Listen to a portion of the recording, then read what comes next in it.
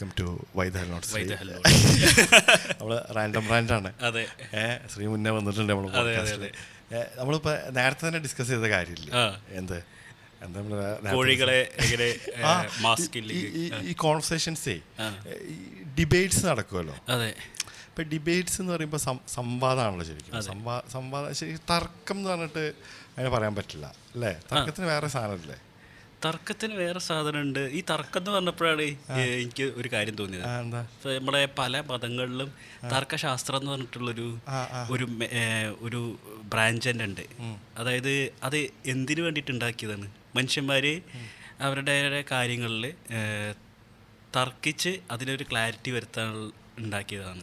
തർക്കശാസ്ത്രമുണ്ട്. അതായത് ഇപ്പോൾ എൻ്റെ അറിവ് ശരിയാണെങ്കിൽ ഇപ്പോൾ ഇസ്ലാമിലുണ്ട് തർക്കശാസ്ത്രത്തിലൊരു ബ്രാഞ്ച് തന്നെ ഉണ്ടെന്നാണ് എൻ്റെ ഒരു അറിവ്.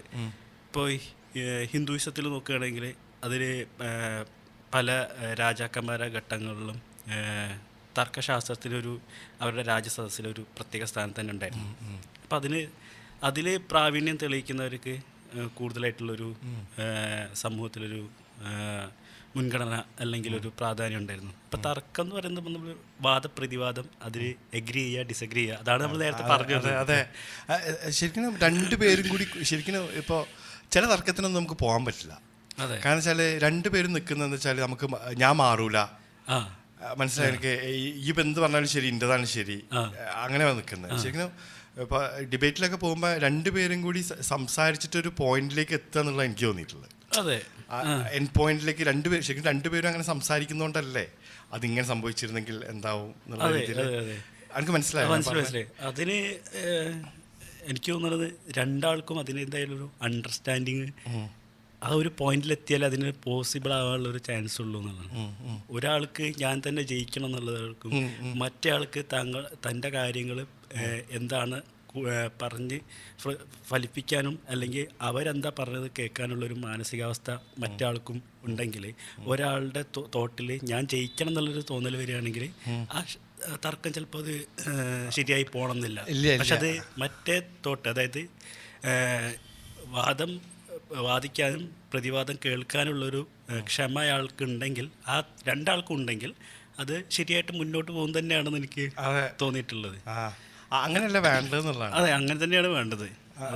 ഇപ്പോൾ JNU ഞാൻ എന്താണ് ഡൽഹി പോയപ്പോൾ ശ്രീയുടെ കൂടെ നിന്നിരുന്നു. ക്യാമ്പസ് കണ്ടിട്ട് എനിക്ക് ലൈക്ക് എന്താ പറയുക, നമ്മളൊക്കെ അപ്പോൾ ഇവിടെ കോളേജിൽ പഠിച്ചത് ഇപ്പം എന്താണ് നമുക്ക് കോളേജിൽ കിട്ടിയിരുന്ന ഫ്രീഡം എത്രത്തോളം ആണെന്നുള്ളത് അവിടെ എത്തിയപ്പോഴാണ് മനസ്സിലായത്. ലൈക്ക് അവിടുത്തെ ആ ക്യാമ്പസിൻ്റെ ഒരു രീതി, അവിടുത്തെ ആ ഫ്രീഡം ശരിക്കും അബ്സല്യൂട്ട് ഫ്രീഡം ആണല്ലോ നമുക്ക്. ശരിക്കും ഇന്ത്യയിലെ ഫ്രീഡം എവിടെ എന്നൊക്കെ ചോദിച്ചാൽ JNUവിൻ്റെ ഉള്ളിൽ എന്നൊക്കെയാണ് എനിക്ക് പറയാൻ തോന്നുന്നത്. കാരണം ഞാൻ ഞെട്ടിപ്പോയി ഞാൻ. അതെ, അത് ആ ഒരു സ്ഥിതി വിശേഷം ഉണ്ടായിരുന്നു കുറേ കാലഘട്ടമായിട്ട്. ഇപ്പം അത് മാറി വരുന്നുണ്ട്. അത് രാഷ്ട്രീയപരമായിട്ടുള്ള കാരണങ്ങളാണ്. നേരത്തെ നമ്മൾ പറഞ്ഞ പോയിന്റ് ഉണ്ടല്ലോ, വാദിക്കാനും പ്രതിവാദിക്കാനും അത് കേൾക്കാനും ഡിബേറ്റ് നടത്താനുള്ള ഒരു സ്പേസ്, ആ ഒരു സ്പേസ് അവിടെ മുൻകാലങ്ങളിൽ ഉണ്ടായിരുന്നു. ഇപ്പോഴും അതുണ്ട്, ഇല്ല എന്നല്ല, പക്ഷെ അത് കുറഞ്ഞു വരുന്നുണ്ട്. അങ്ങനെ ഒരു ഫ്രീ ആയിട്ടുള്ളൊരു സൊസൈറ്റി, അതായത് ഫ്രീ ആയിട്ടുള്ളൊരു മൈൻഡ് സെറ്റ് ആ ഒരു എഡ്യൂക്കേഷനിൽ അവിടുത്തെ പിള്ളേർക്ക് ഉണ്ടായിരുന്നു എന്നുള്ളതാണ് ഒരു കാര്യം. JNU പോലുള്ളൊരു ക്യാമ്പസുകളിൽ ഇപ്പോഴും അതിന് ആ ഒരു നിലയിലേക്ക് ഇപ്പോഴും കൊണ്ടു നടക്കുന്നത് അങ്ങനത്തെ ഒരു സിറ്റുവേഷൻ ആണെന്നാണ് എൻ്റെ ഒരു വിശ്വാസം. വാദിക്കാനും അതെ, കാരണം നല്ല കോൺവെർസേഷൻസും നല്ല ചോദ്യങ്ങളും നല്ല, അതായത് നമ്മൾ വേറൊരു പെർസ്പെക്റ്റീവ് എന്ന് കേൾക്കുമ്പോൾ അതിന് ശരിയാണല്ലോ, നമ്മളെ സമർത്ഥിക്കല്ലേ അവർ ചെയ്യുന്നത്, ഇന്നത് കൊണ്ട് ഇങ്ങനെ ആവുകയാണ്, ശരിയാണ്, നമുക്ക് അത് അംഗീകരിക്കാനുള്ളൊരു മനസ്സുണ്ടാവണം. മിക്ക കലാലയങ്ങളും അതാണല്ലോ ചെയ്യുന്നത്. മനുഷ്യന്മാരിൽ ഒരു സർഗാത്മകമായിട്ടുള്ളൊരു തോട്ട് ഉണ്ടാക്കിയെടുക്കലാണ്. ഒരു വിദ്യാഭ്യാസം മാത്രമല്ല, അതിനപ്പുറം സർഗാത്മകമായിട്ടുള്ളൊരു തോട്ട് ഉണ്ടാക്കിയെടുക്കലാണ് നമ്മുടെ വിദ്യാഭ്യാസത്തിൻ്റെ മെയിനായിട്ടുള്ളൊരു കാരണം. JNU പോലുള്ളൊരു ക്യാമ്പസുകൾ എപ്പോഴും അങ്ങനത്തെ ഒരു കാര്യങ്ങൾക്ക് മുൻഗണന നൽകിയിരുന്നു എന്നുള്ളത് തോന്നിയിട്ടുള്ളത്. വാദിക്കാനും പ്രതിവാദിക്കാനും അതിനോട് എഗ്രി ചെയ്യാനും ഡിസഗ്രി ചെയ്യാനുള്ളൊരു സ്പേസ്, അതുതന്നെയാണ് ഇപ്പോഴത്തെ കാലഘട്ടത്തിൽ വേണ്ടതും. അതാണ് എനിക്ക് തോന്നിയിട്ടുള്ളത്. ഈ ഇവിടുത്തെ കോളേജ് പഠിച്ചിട്ടുണ്ടോ? ഞാൻ പഠിച്ചിട്ടുണ്ട്. ശരിക്കും എന്താ വ്യത്യാസം വരുന്നത്? വ്യത്യാസം നമ്മളെ കുട്ടികളൊക്കെ അവിടെ പോയി പഠിച്ചൂടെ? ആ എക്സ്പോഷർ എന്ന് പറഞ്ഞാൽ എനിക്കതാ പറയാനുള്ളത്. ഇവിടുത്തെ കുട്ടികളോടൊക്കെ അവിടെയൊക്കെ പോയി പഠിക്കുക, ക്യാമ്പസുകൾ അവിടെയൊക്കെ പോയി പഠിക്കണം എന്നുള്ളതാണ് എൻ്റെ ഒരു ഇപ്പം നമ്മൾ നോക്കുമ്പോൾ ഞാൻ ഇവിടുത്തെ ക്യാമ്പസിൽ പഠിച്ചിട്ടുണ്ട്, നമ്മുടെ നാട്ടിലുള്ള ക്യാമ്പസിൽ പഠിച്ചിട്ടുണ്ട്. പിന്നെ അതിനുശേഷം സൗത്ത് ഇന്ത്യയിലുള്ളൊരു ക്യാമ്പസിൽ പഠിച്ചിട്ടുണ്ട്. പിന്നെയാണ് ഒരു ഓൾ ഇന്ത്യ ലെവലിലുള്ളൊരു യൂണിവേഴ്സിറ്റി പോയി പഠിക്കുന്നത്. അപ്പോൾ അവിടെ നിന്നൊക്കെ നമുക്കൊരു കാണുമ്പോൾ പല കൾച്ചർ എന്നുള്ള അല്ലെങ്കിൽ പല സ്ഥലത്തു നിന്നുള്ള പല മൈൻഡ് സെറ്റുള്ള ആൾക്കാരാണ് വരുന്നത്. അവരുടെ ഒരു സ്പേസ് ഉണ്ടാക്കിയെടുക്കുകയാണ്. ആ സ്പേസിൽ അവർക്ക് നിന്ന് വിദ്യാഭ്യാസം ആർജിക്കാനും അതുവഴി അവരുടെ സർഗാത്മകമായിട്ടുള്ള തോട്ട്സ് ഉണ്ടാക്കാനുള്ളൊരു സ്പേസ് അവിടെ ഉണ്ടാക്കിയെടുക്കുന്നുള്ളതാണ് അങ്ങനത്തെ ഒരു ക്യാമ്പസുകളുടെ ഒരു മെയിനായിട്ടുള്ളൊരു കാര്യം. അപ്പോൾ അങ്ങനത്തെ ഒരു സിറ്റുവേഷനിൽ നമ്മുടെ കുട്ടികൾ പോയിട്ട് വിദ്യാഭ്യാസം ആർജിച്ചിട്ടുണ്ടെങ്കിൽ അവരുടെ മൈൻഡ് ഒന്നുകൂടി കൂടുതൽ വിദ്യാഭ്യാസം അല്ലെങ്കിൽ കൂടുതൽ ദിശകൾ തുറന്നു കിട്ടും എന്നുള്ളതാണ് തോന്നിയിട്ടുള്ളത്. എങ്ങനെയാണ് ചിന്തിക്കാൻ എന്നുള്ളത് പഠിപ്പിക്കുന്നുണ്ടല്ലോ കുറേയൊക്കെ അല്ലേ? എനിക്ക് അതാ തോന്നിയിട്ടുള്ളത്. കാരണം ഇപ്പം നിൻ്റെ തന്നെ ഫസ്റ്റ് ക്ലാസ്സുകൾ പറഞ്ഞപ്പോൾ ഞെട്ടിപ്പോയി. ഞാൻ ഫുൾ കോൺവെർസേഷൻസ് ആയിരുന്നു. അതെ, ഫുൾ കോൺവെർസേഷൻ ആയിരുന്നു. എനിക്കൊന്നും മനസ്സിലാവാത്ത അവസ്ഥ ഉണ്ടായിരുന്നു. ഇവരെന്താണ് ഈ പറയുന്നത് എന്നുള്ളൊരു അവസ്ഥ ഉണ്ടായിരുന്നു. ഒരു മാസത്തോളം ഞാനൊന്നും ഒരു വാക്ക് പോലും മിണ്ടാത്ത അവസ്ഥ ഉണ്ടായിരുന്നു. കാരണം അവർ എന്താ പറയുന്നത് എനിക്ക് മനസ്സിലാവില്ല. നമ്മൾ നാട്ടിൽ നിന്ന് പോയിട്ട് അവരെന്താണ് സംസാരിക്കുന്നത്, അവരെന്താണ് ഡിസ്കസ് ചെയ്യുന്നത്, അല്ലെങ്കിൽ എന്താണ് ഈ പഠിപ്പിക്കുന്നുള്ളൊരു മനസ്സിലാക്കാനുള്ളൊരവസ്ഥ ഉണ്ടായിരുന്നില്ലതാണ് സത്യം. പക്ഷേ അതുപോലെ തന്നെ അങ്ങനത്തെ ഒരു സ്പേസിൽ നമുക്ക് എന്തെങ്കിലുമൊക്കെ ചെയ്യാൻ, എന്തെങ്കിലുമൊക്കെ ആർജിച്ചെടുക്കാൻ പറ്റുന്നുള്ളൊരു വിശ്വാസം കൂടി ഉണ്ടായിരുന്നു. അതൊക്കെ തന്നെയാണ് പുഷ് ചെയ്തത്. പക്ഷേ അതന്നെയാണല്ലോ അവിടുത്തെ ക്വാളിറ്റി മെയിൻറ്റെയിൻ ചെയ്യുന്നത് തന്നെയായിരുന്നു. ഇപ്പോൾ ഞാൻ മുന്നത്തെ എക്സ്പീരിയൻസ് പറഞ്ഞല്ലോ, അതായത് സംസാരിക്കാൻ പറ്റാത്തൊരവസ്ഥയിൽ നിന്ന് അവിടെ ഉള്ളൊരു ഫാക്കൽറ്റി തന്നെ എന്നെ സംസാരിപ്പിക്കാൻ വേണ്ടി എനിക്കൊരു മെൻറ്ററെ തയ്യാറാക്കി നൽകിയിരുന്നു. അപ്പം അതിന് അവർ അവർ മുൻഗണന വെക്കുന്നത് എന്താ വെച്ചാൽ ആ ഒരു വന്ന വിദ്യാർത്ഥിക്ക് ഓക്കെ അവന് സംസാരിക്കാനുള്ളൊരു ശേഷിയില്ല, അപ്പോൾ സംസാരിക്കേണ്ട എന്നുള്ളൊരു കാഴ്ചപ്പാടല്ല. അവരിനും കൂടി സംസാരിക്കാനുള്ളൊരു സ്പേസ് ഉണ്ടാക്കണം. അതിനു വേണ്ടി എന്ത് ചെയ്യാം, അങ്ങനത്തെ ഒരു എഫേർട്ടാണ്. അതാണ് ഞാൻ പറഞ്ഞത്. നമ്മുടെ നാട്ടിലുണ്ട് ഇങ്ങനത്തെ കുറേ വിദ്യാഭ്യാസ സ്ഥാപനങ്ങളുണ്ട്, ഇല്ലയെന്നല്ല. പക്ഷേ വിവിധ തരത്തിലുള്ള ആൾക്കാർ വിവിധ തരത്തിലുള്ള ഐഡിയകളായിട്ട് വരുമ്പോൾ ഐഡിയകളാണല്ലോ നമ്മൾ ഡിസ്കസ് ചെയ്യുന്നത്. നമ്മൾ വ്യക്തികളെ കുറിച്ചോ അല്ലെങ്കിൽ ഐഡിയകളാണ് നമ്മൾ സംസാരിക്കുന്നത്. അപ്പോൾ അത് ആ പയ്യന് അല്ലെങ്കിൽ ആ വിദ്യാർത്ഥിക്ക് മുന്നോട്ട് വെക്കാനുള്ളത് ഞങ്ങൾക്ക് കേൾക്കാനുള്ളൊരു മനസ്ഥിതി ഉണ്ട്. അപ്പം ആ കുട്ടിക്ക് എന്ത് പറയാനുണ്ട് എന്നുള്ളത് അതിനു വേണ്ടി അവർ എഫേർട്ട് എടുക്കാൻ അവർ തയ്യാറാണ്. അങ്ങനത്തെ ഒരു വിദ്യാഭ്യാസ സാഹചര്യമാണ്. അതെ, എല്ലാ ഐഡിയോളജീസും അവിടെ എഴുതി വെക്കുന്നുണ്ട്. ഫാർ റൈറ്റ് ഉണ്ട്, എല്ലാം അവിടെ സംസാരിക്കാന്നുള്ള രീതിയിലാണ്. ഞെട്ടിപ്പോയി എങ്ങനെ അത് ഒരു ബാലൻസ്ഡ് ആയിട്ട് പോകുന്നത്, അക്രമവും അടിയൊന്നും ഇല്ലാതെ എങ്ങനെ അത് ബാലൻസ് ആയി പോകുന്നത്. അപ്പൊ നല്ല കോൺവെർസേഷൻസ് ആയിരിക്കുമല്ലോ നടക്കുക എന്നുള്ളത്. നമ്മളവിടെ ഒന്നും അത് നടക്കുന്നില്ല. നമ്മളവിടെയൊക്കെ രണ്ട് ഡിഫറെന്റ് ഐഡിയോളജീസ് ഒക്കെ വരുമ്പോഴേക്ക് ഫുള്ള് അടി ഉണ്ടാവുന്ന രീതിയിലാണ്. ഫിസിക്കൽ വരെ ആവും. അതാണുള്ളൊരു വ്യത്യാസം. ഇപ്പോൾ നമ്മുടെ ആശയങ്ങളാണ് ചർച്ച ചെയ്യപ്പെടേണ്ടത്. ആശയങ്ങൾ എക്സ്ട്രീം ആയപ്പോൾ അതെപ്പോഴും പ്രശ്നമാണ്. അത് ബാലൻസ്ഡ് ആയിട്ടില്ലെങ്കിൽ പ്രശ്നമാണ്. ഇപ്പോൾ നേരത്തെ പറഞ്ഞ പോലെ ഞാൻ തന്നെ ജയിക്കണം, എൻ്റെ വാദം തന്നെ ജയിക്കണം എന്നുള്ളൊരു മനസ്ഥിതി ഉണ്ടായിട്ടുണ്ടെങ്കിൽ അത് എവിടെയായാലും അതൊരു പ്രശ്നമായിട്ട് മാറും. അതാണ് നടന്നുകൊണ്ടിരിക്കുന്നത് സമൂഹത്തിൽ. ഈഗോയിലാണ് തോറ്റാ മോശമായി പോകുന്നത്. പക്ഷെ അത് മാറ്റി വെക്കുമ്പോഴാണ് ലേണിംഗ് ഉണ്ടാവുന്നത് എനിക്ക് തോന്നിയിട്ടുള്ളത്. അതെ നമ്മള് ശരിയാണ്. അപ്പൊ നമുക്ക് സംസാരിച്ചു നോക്കുക. ഈഗോ അതെ മനുഷ്യൻ്റെ എന്താ ഉള്ള സാഹചര്യങ്ങൾ, അതായത് ഈഗോ, അതായത് ഇപ്പോൾ പറഞ്ഞു തരികയാണെങ്കിൽ എന്താണ് ഈഗോ പറഞ്ഞാൽ ശരിക്കും ഒരു ബിഗ് ടേം ആയിട്ടാണ് തോന്നുന്നത്. ആൾക്കാർ അഡ്രസ്സ് ചെയ്യലുണ്ടോ ചോദിച്ചാൽ ഇപ്പോൾ എങ്ങനെ പറയാം, ഇപ്പോൾ മൈക്ക് ടൈസണൊക്കെ നല്ല ബ്യൂട്ടിഫുൾ ആയിട്ട് പറയുന്നുണ്ട് അതിനെ പറ്റിയിട്ട്. ഈഗോനെ പറ്റിയിട്ട്. മൈക്ക് ടൈസൺ എന്താ പറഞ്ഞത്? മൈക്ക് ടൈസൺ പറഞ്ഞിട്ടുള്ള എന്താണ്, എന്താ പറയുക, മറ്റേ ESPN-ന്റെ ഒരു ഇൻ്റർവ്യൂ ഉണ്ട് മൈക്ക് ടൈസൻ്റെ, ESPN ചാനലിൻ്റെ, ESPN ചാനലിൻ്റെ. എന്താണ്, ഓഹ് മൈക്ക് ടൈസൻ്റെ ഫാനാണ്. നമുക്ക് നോക്കാനുള്ളത്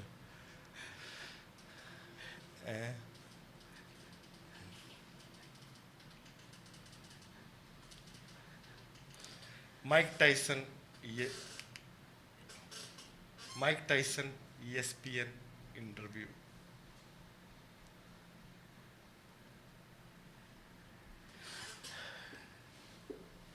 മൈക്ക് ടൈസൺ ഒരു ക്യാരക്ടറാണ്. മൈക്ക് ടൈസൺ എമ്മാതിരി മനുഷ്യനാണ്. എന്താണ് ഫൈറ്റ് ബാഡസ്റ്റ് ചെയ്ത് വന്നതാണ്. ഫൈറ്റ് ചെയ്ത് വന്നതല്ലേ, ഡൗട്ടില്ല. അത് എവിടുന്നാ വന്നത്? അതാണ് ഫൈറ്റ് ചെയ്ത് വന്നത്. എവിടുന്നാ വന്നത്?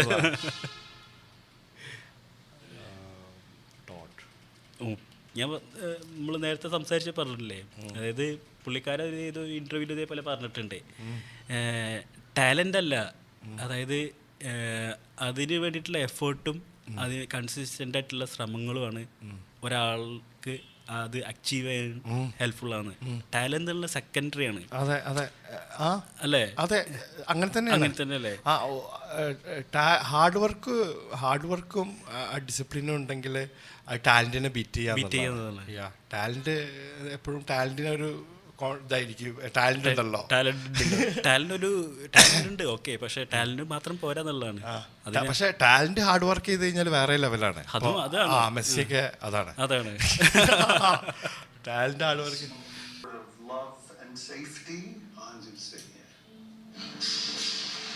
I can say honestly, I have a very deep affection for him. I do, and it gives me the motivation. I will stay alive, and I will. അത് മനസ്സിലായപ്പോ കുറച്ച് മനസ്സിലായി. ഈഗോനെ പറ്റിയാണ് പറയുന്നത്. അതായത് എന്താണ്, മൈക്ക് ടൈസൺ അമ്മാരി ഈഗോയും വെച്ചിട്ടാണ് നടന്നിരുന്നത് നാട്ടിൽ. ഈഗോ എന്ന് പറയുമ്പോൾ എന്താണ് കറക്റ്റായിട്ട് അതിൻ്റെ ഇത് വരുന്നത്? ഈഗോ എന്ന് പറയുമ്പോൾ അറിയില്ല, എനിക്ക് മനസ്സിലായത് മൂപ്പര് ഒരു കോമ്പറ്റീഷൻ ജയിക്കാൻ വേണ്ടിയിട്ടുള്ള ഒരു ഈഗോ അതാണെന്നുള്ളതാണ്, അല്ലേ? ഷട്ട് ഡൗൺ ചെയ്യാൻ പറ്റിയിട്ടില്ല, പക്ഷെ അത് മാച്ച് കഴിഞ്ഞതിന് ശേഷം അത് അതേപോലെ കണ്ടിന്യൂ ചെയ്ത് പോയി, അതാണോ പറയുന്നത്? ഓക്കെ, അത് ഈവൻ കരിയർ എൻഡ് ചെയ്യുമ്പോഴും അത് സൈഡിലുണ്ടായിരുന്നു എന്നാണ്. അതിനൊന്ന് ഷട്ട് ഡൗൺ ചെയ്യാനും ഉപരി കുറേ ടൈം എടുത്തു അല്ലേ? കണ്ടിന്യൂ ചെയ്യാൻ പറ്റിയില്ല. മൈക്ക് ടൈസൺ ഇപ്പോൾ ശരിക്കും മൂപ്പര് പറയുന്നത് കേൾക്കുമ്പോൾ ശരിക്കും ഫിലോസഫി കേൾക്കുന്ന മാതിരി എല്ലാ സെൻറ്റൻസും ഹെവി ഡീപ്പ് മീനിങ് ഉള്ള റൂമിയൊക്കെ പറയുന്ന പോലെയാണ്. ലൈക്ക് ആ ഒരു ഇതിൽ പറയാം, അങ്ങനെ തോന്നുക സംസാരം. ഇപ്പോൾ കുറച്ച് ഫിലോസഫിക്കൽ, അതും ഫിലോസഫിക്കൽ എന്ന് വെച്ചാൽ അത് ഹാർഡ് റിയാലിറ്റിന്ന് വന്നിട്ടുള്ള എക്സ്പീരിയൻസ് ആണ്. അപ്പോൾ അത് ഫിലോസഫിക്കലാവാം. കാരണം പുള്ളിക്കാരൻ വേൾഡ് ഹെവി വെയ്റ്റ് ചാമ്പ്യനായി, റിച്ച് ആയിരുന്നു, എന്താ വേണ്ടത് ചെയ്യുക. അതിനുശേഷം എല്ലാം പോയി, ഹെവി വെയ്റ്റ് ചാമ്പ്യൻഷിപ്പില്ല, ബ്രോക്കണായി. അതിനുശേഷം ഈ ഒരു അവസ്ഥയിലെത്തിയപ്പോൾ പുള്ളിക്കാരൻ തിരിഞ്ഞു നോക്കുമ്പോൾ അദ്ദേഹത്തിന് തോന്നിയ എക്സ്പീരിയൻസിലൂടെ കടന്നു വന്നിട്ടുള്ള കാര്യങ്ങൾ ഫിലോസഫിക്കലാവും. സത്യം അതാണ്. ഇപ്പോൾ ഞാൻ ഇങ്ങനെ ഇപ്പോൾ എമ്മാതിരി മൈൻഡായിരുന്നു മൈക്ക് ടൈസൺ എന്ന് പറഞ്ഞാൽ. Like one of the greatest gods തന്നെ ആയിരുന്നു നമ്മളെ ബോക്സിങ് എടുത്ത് നോക്കുകയാണെങ്കിൽ. അത് ഡൗട്ടില്ല. ആർക്ക് എന്താ പറയുക, മൈക്ക് ടൈസൻ്റെ പണ്ടത്തെ ബോക്സിംഗ് ഒക്കെ എന്ന് പറഞ്ഞാൽ ആൾക്കാർ പോയിരുന്നത് ഫസ്റ്റ് റൗണ്ട് കയ്യോ, ഫസ്റ്റ് റൗണ്ടെങ്കിലും കയ്യോ എന്നുള്ള ഇതിലാ പോയിരുന്നത്. കാരണം ഫസ്റ്റ് റൗണ്ട് നോക്കൗട്ട്, സെക്കൻഡിലൂടെ നോക്കൗട്ട്, ഒന്നും ചെയ്യാൻ പറ്റില്ല. എന്തായിരുന്നു വേറൊരു കണ്ടിട്ടുണ്ട് ഇതുപോലെ കണ്ടതുള്ളത്, പുള്ളിക്കാരൻ ജയിലിൽ പോയിട്ട് ജയിലിൽ നിന്ന് വന്നതിന് ശേഷമുള്ളൊരു മാച്ച് ഉണ്ടായിരുന്നല്ലോ. അത് പോകുന്നതിന് മുന്നേ ഉള്ള മൈക്ക് ടൈസണും വന്നതിന് ശേഷമുള്ള മൈക്ക് ടൈസണും രണ്ടായിരുന്നു എന്നതാ ആൾക്കാർ പറഞ്ഞിട്ടുള്ളത്. കാരണം അത്രയും ഹാർഡ് മൈൻഡായിരുന്നു, കോമ്പറ്റീഷൻ ജയിക്കണം. പക്ഷേ എപ്പോഴും ഇങ്ങനത്തെ ഹാർഡ് മൈൻഡ് ഉണ്ടാക്കുമ്പോഴേ അതിൽ വരുന്നൊരു നെഗറ്റീവ് എഫക്റ്റായിട്ട് എനിക്ക് തോന്നിയിട്ടുള്ളത് എന്താ വെച്ചാൽ, അതിൽ വരുന്ന അതിനെ ഇപ്പോൾ മൈക്ക് ടൈസൺ പറയുന്നുണ്ടല്ലോ, ഷട്ട് ഡൗൺ ചെയ്യാൻ പറ്റുന്നില്ല. ഈഗോ അതിനെ അത് എപ്പോഴും ഇങ്ങനെ അത് ക്യാരി ചെയ്ത് നടന്നാലോ നമ്മളെ റിയൽ ലൈഫിലും എപ്പോഴും നമ്മളതിനെ ക്യാരി ചെയ്ത് നടന്നാലോ അത് ബാധിക്കുന്നുള്ളതാണ്. ഭയങ്കരമായിട്ട് ബാധിക്കും. എന്താ ഈ പറയണേ? അത് തന്നെ. ഓക്കെ അല്ലേ? നമ്മൾ എന്താണ് ഇതും കൂടി പറഞ്ഞത്, നമ്മൾ ജോറോഗനെ കോപ്പി അടിക്കാന്ന് കേട്ടില്ല. ജോറോഗനെ കോപ്പി അടിക്കാന്ന് കഴിഞ്ഞാൽ ജോറോഗനെ അത്രയും കണ്ടന്റ് കണ്ടിട്ടുണ്ട്, ഇൻസ്പയർഡാണ്. ഇൻസ്പയർഡ് ആണ്, പക്ഷെ അതെങ്ങനെ കോപ്പി അടിയാവുന്നുള്ളതാണ്. അപ്പോൾ അയാള് സംസാരിച്ചു എത്രമാതിരി ആ കണ്ടന്റ് കണ്ടിട്ടുണ്ട് എന്നുള്ളതാണ്. നമുക്ക് അതിലെ കോൺവെർസേഷൻ ഒക്കെ ഓട്ടോമാറ്റിക്കലി വരും സ്വാഭാവികമായിട്ട് വരും. അത് നമ്മളെ ഇൻഫ്ലുവൻസ് ചെയ്യും. സത്യം. പക്ഷെ അത് എന്ന് കരുതിയിട്ട് നമുക്ക് അയാൾ അത് സംസാരിച്ചു, നമുക്ക് സംസാരിക്കാൻ പാടില്ല എന്ന് നമുക്ക് കരുതാൻ പറ്റില്ല. അതാണല്ലോ കാര്യം. അപ്പൊ അത് കോപ്പി അടിക്കാന്നൊന്നും പറയാൻ പറ്റില്ല. അങ്ങനെ ഒരു സാധനം അത്ര ഇൻസ്പയർഡ് ആണ് ജോ റോഗൻ എന്ന് പറഞ്ഞു കഴിഞ്ഞാൽ. എത്ര അവേഴ്സ് ആളുടെ കണ്ടന്റ് കണ്ടിട്ടുണ്ട് അറിയാം. എമ്മാതിരി ബ്യൂട്ടിഫുൾ കോൺവെർസേഷൻസ് ആണ് ചങ്ങായി കൊണ്ടുവന്നിട്ടുള്ളത് ലോകത്ത്. അറിയാം അതൊക്കെ ശരിക്കും അസറ്റാണ് ലോകത്തിന് നോളജില്. എമ്മാതിരി ആൾക്കാരായിട്ടാണ് സംസാരിച്ചത്. പല മേഖലയിലുള്ള ആൾക്കാരാണല്ലോ. സത്യം. മറ്റേത് റെക്കോർഡിൽ തന്നെ അല്ലേ ഇത്? നമുക്ക് പോവാ, നമുക്ക് സംസാരിക്കാലോ. ഇതിപ്പോ മറ്റെന്താ പറഞ്ഞേ? വരുന്നുണ്ടോ? അങ്ങനെ കട്ടേണ്ടി. അത് സീനില്ല, അത് നമുക്ക് പറയാലോ. നമുക്ക് എന്താ പ്രശ്നം? നമുക്ക് സത്യങ്ങൾ പറഞ്ഞിട്ട് എന്തിനാ പേടിക്കുന്നത് എന്നുള്ളതാണ്.